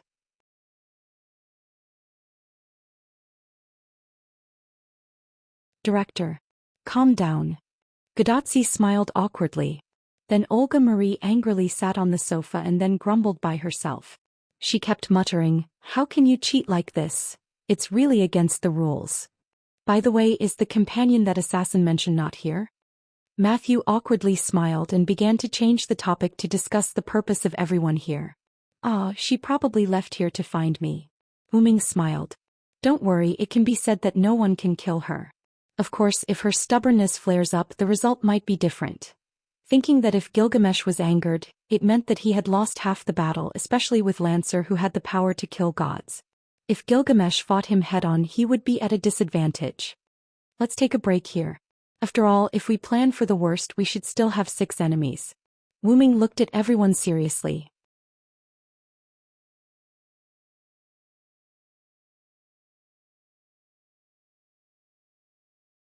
Chapter 350. Whoosh. Wuming pulled out a moving blackboard and began to explain the power of both sides. In order to distinguish the 7 servants in my group and the 7 servants summoned by the enemy, now use N and O as the distinguishing words. Wuming took out a pointer and knocked on the blackboard. New and old, it feels so perfunctory. Someone complained. Then use black and red. Hearing someone complaining, Wuming knocked on the blackboard again and changed his mind. Now let's talk about the situation. Wuming coughed and began his speech. According to Stheno, the new 7 servants defeated the black berserker at the beginning, and I defeated the red berserker just now. The berserkers on both sides have already left. Although Hercules had 12 trials in the face of 7 servants, and all of them were not weak, naturally he could not survive. And the black archer? Well, I am familiar with him, so he is an ally. Wuming was still thinking about whether to tell them that he was the master of the archer. After all, Wuming's hands had been wearing gloves. Gadotsi and others did not find the command seal. After thinking about it, Wuming decided not to tell them. In fact, it was just Wuming's bad taste. And I know the Black Caster. In the current situation, he will definitely choose to help us. Not counting him, Black Archer, Red Assassin Stheno and Red Archer Euriley and Black Lancer Anna and Matthew, we already have 6 servants. Wuming pointed out the advantages of his side. But the enemy's lineup is not weak. Wuming began to point out the weaknesses. First of all, the Black Saber is the famous King Arthur. I don't know the real name of the rider, but the other side has the existence of the undead core. As soon as Wuming finished speaking, Olga, Marie and the others looked worried. King Arthur, undead core. Both of these were very troublesome. Then there's the red team. We don't know the Red Saber's real name. We only know that he's a wretched man. However, to be able to hold the position of Saber, he's definitely not a simple person, Wuming said. Everyone nodded. As for Lancer, I think he's the most difficult to deal with right now. According to Stheno's description, Lancer is very likely to be the great hero of India, Karna, Wuming said calmly. Karna. Matthew and Olga Marie were shocked. So that's how it is. No wonder it gave me such a dangerous feeling, Stheno said. If it's the hero who's doing charity, it's indeed very disadvantageous for us, Euryale added. What? Who is Karna? After all, Gadotsi had been an ordinary person before. She didn't know about Hindu mythology, so it was normal that she didn't know about Karna. He's known as the hero who's doing charity. He's a hero in one of the two great epics of India, the Mahabharata. He's said to be the son of the sun god Surya, the hero bestowed by the heavens, and the strongest enemy of Arjuna, Olga Marie explained.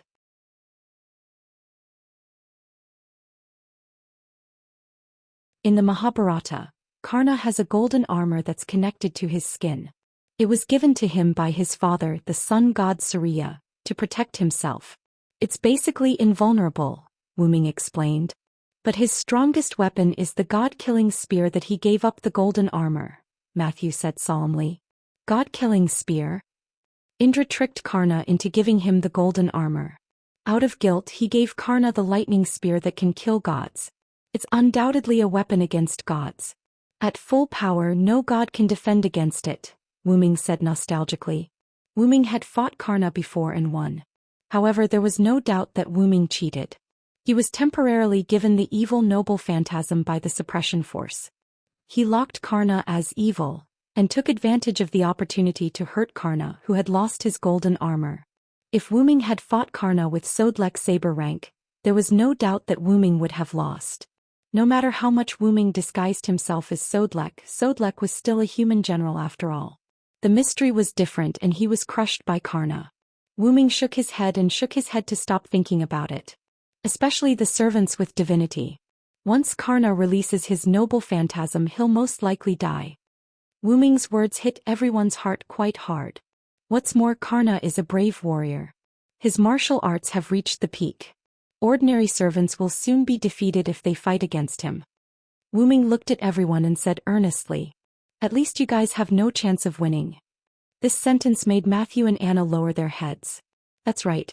One of them was a demi-servant, and the other was an immature child. It was indeed difficult for them to fight against Karna, who could kill gods. However, Stheno and Euryale didn't feel depressed. "You're talking about us, not you, right?" Euryale smiled. Hearing Euryale's words, Matthew and Anna raised their heads and looked at Wuming. This made Wuming feel helpless. "I once met Karna with a different rank and I was lucky enough to defeat him." This surprised everyone, especially Gadotsi. "That's amazing, Mr. Assassin. But that's when I was in a different rank. If I were to fight Karna with my current assassin rank, I would definitely die." Wuming shook his head. "But you can change your rank, right?"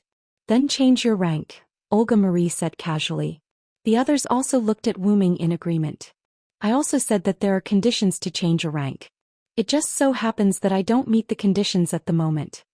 Wuming waved his hand helplessly. "Then how can we win this hero over? From the Mahabharata we can see that he is a righteous man." Olga Marie thought for a moment and said quickly, "Impossible." Wuming directly denied Olga Marie's words. "Why?" Olga Marie slammed the table unconvinced. "I fought with Karna and in that battle I learned about Karna's character." Wuming poured himself a cup of tea and took a sip.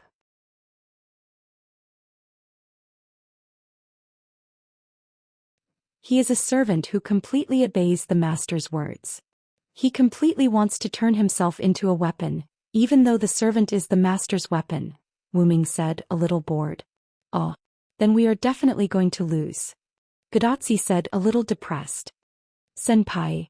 Matthew wanted to comfort Gadotsi, but he didn't know what to say. After all, the enemy was too strong and they couldn't win him over. "That's why I brought you here, isn't it?" Wuming smiled. "Huh?"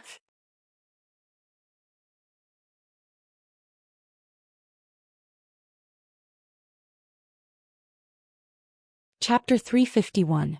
"Do you mean that your companion here, the servant, can help us deal with Karna?" Olga Marie was indeed one of the 12 monarchs. Although she was still young, her mind worked quickly. Yes, if she's steady, she can be said to be invincible. Wuming smiled slightly. "Then, assassin, can you tell us her real name?" Gadotsi asked curiously. Wait a minute, senpai, it's rude to ask for her real name as soon as we meet," Matthew said nervously. After all, the real name was the secret of every servant. Many times, the weakness of a servant could be known through the real name. Is it that serious? Gadotsi touched her head.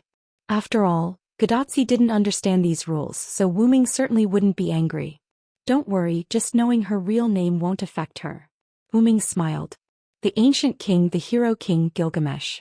That's her name. After Wu Ming said this, Olga Marie, Matthew, Stheno and the others gasped. The hero king, Gilgamesh?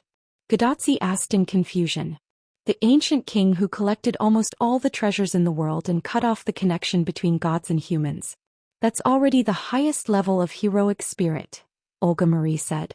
I didn't expect that person to be attracted by the Holy Grail War. How ironic, Stheno said. Wu Ming knew what Stheno was talking about.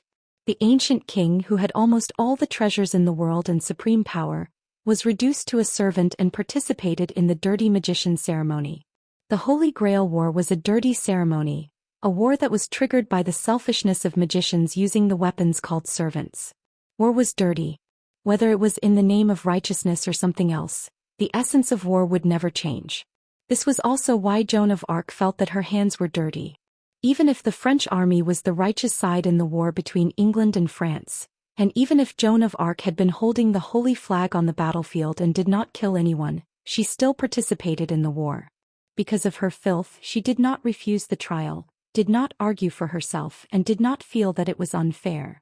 She calmly accepted the burning at the stake. Wu Ming shook his head and stopped thinking about Joan of Arc. In short, the hero king Gilgamesh is definitely on our side. The direction is good. After Wu Ming finished speaking, everyone's heart sank. Although they hadn't seen that king, they were sure that he was very reliable. For now, let's stay here for one night. Let's not talk about Olga Marie. Tachika must be very tired. Gadotsi smiled embarrassedly when he heard himself being mentioned. I'm a little tired. Senpai, take good care of your body. Matthew said with concern. Ha, I know, Matthew. Gadotsi responded to Matthew and smiled happily. However, Wu Ming always felt that she was full of emotions. Wait a minute, why exclude me? I'm also very tired. Olga Marie said rather angrily. Well, you're my master. How can you be tired so quickly? Be strong. Wu Ming teased Olga Marie. Damn it. Assassin, you bastard. Olga Marie felt that her brain must be abnormal to sign a contract with this guy in front of her. Wu Ming laughed and disappeared in spirit form. I'll go out and investigate the situation first. As for food, there are ingredients in the kitchen refrigerator. You can make it yourself. You can also familiarize yourself with this house and choose a room for yourself. Well, that's it. After that, Wu Ming's aura completely disappeared. Then forgive me for being rude. Stheno said and stood up. Is the goddess going somewhere? Gadotsi asked in confusion. Of course, to a room. The goddess needs to rest, Urieli replied and stood up with Stheno. Master needs to rest. With that, Anna picked up the quiet Sakura Madu and followed her two sisters. Thank you. When they passed by Gadotsi, Anna's voice came softly. This voice made Gadotsi laugh. What? Aren't you being quite frank?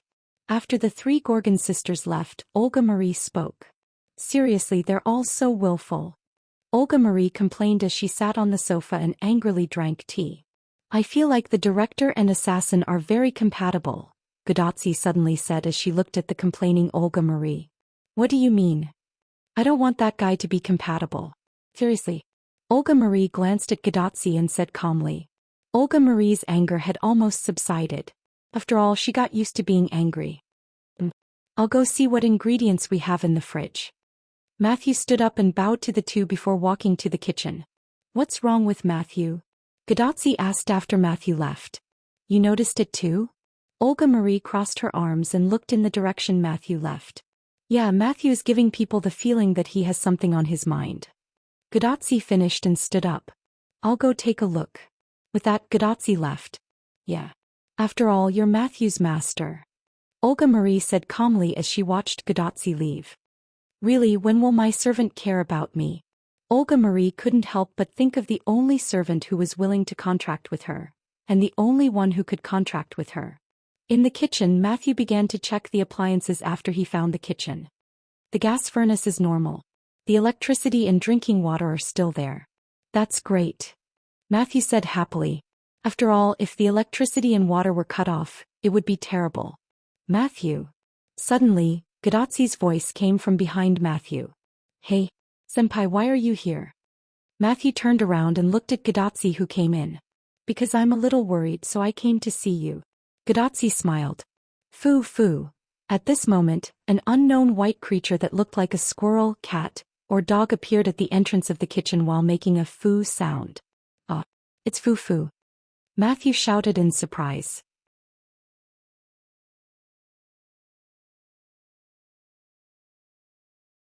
Foo, the little guy called Foo-Foo called out and jumped onto Matthew's shoulder. Foo-Foo's wine glass disappeared when we were running away from Stheno and Urieli. I didn't expect it to find us. Gadotzi was surprised. Of course, senpai. Foo-Foo is very intelligent. Matthew smiled and stroked Foo-Foo while talking to Gadotzi. Foo-Foo, on the other hand, looked very obedient. If Wuming was here, he would be surprised. You're tuning in to the Dreamy Chapters YouTube channel. We're so grateful for your support, and don't forget to subscribe to join us on this incredible journey through captivating stories. Your generosity through donations truly makes a world of difference, as it's the primary source of revenue that allows me to expand and enhance this channel for you. Thank you from the bottom of my heart for being a part of this adventure.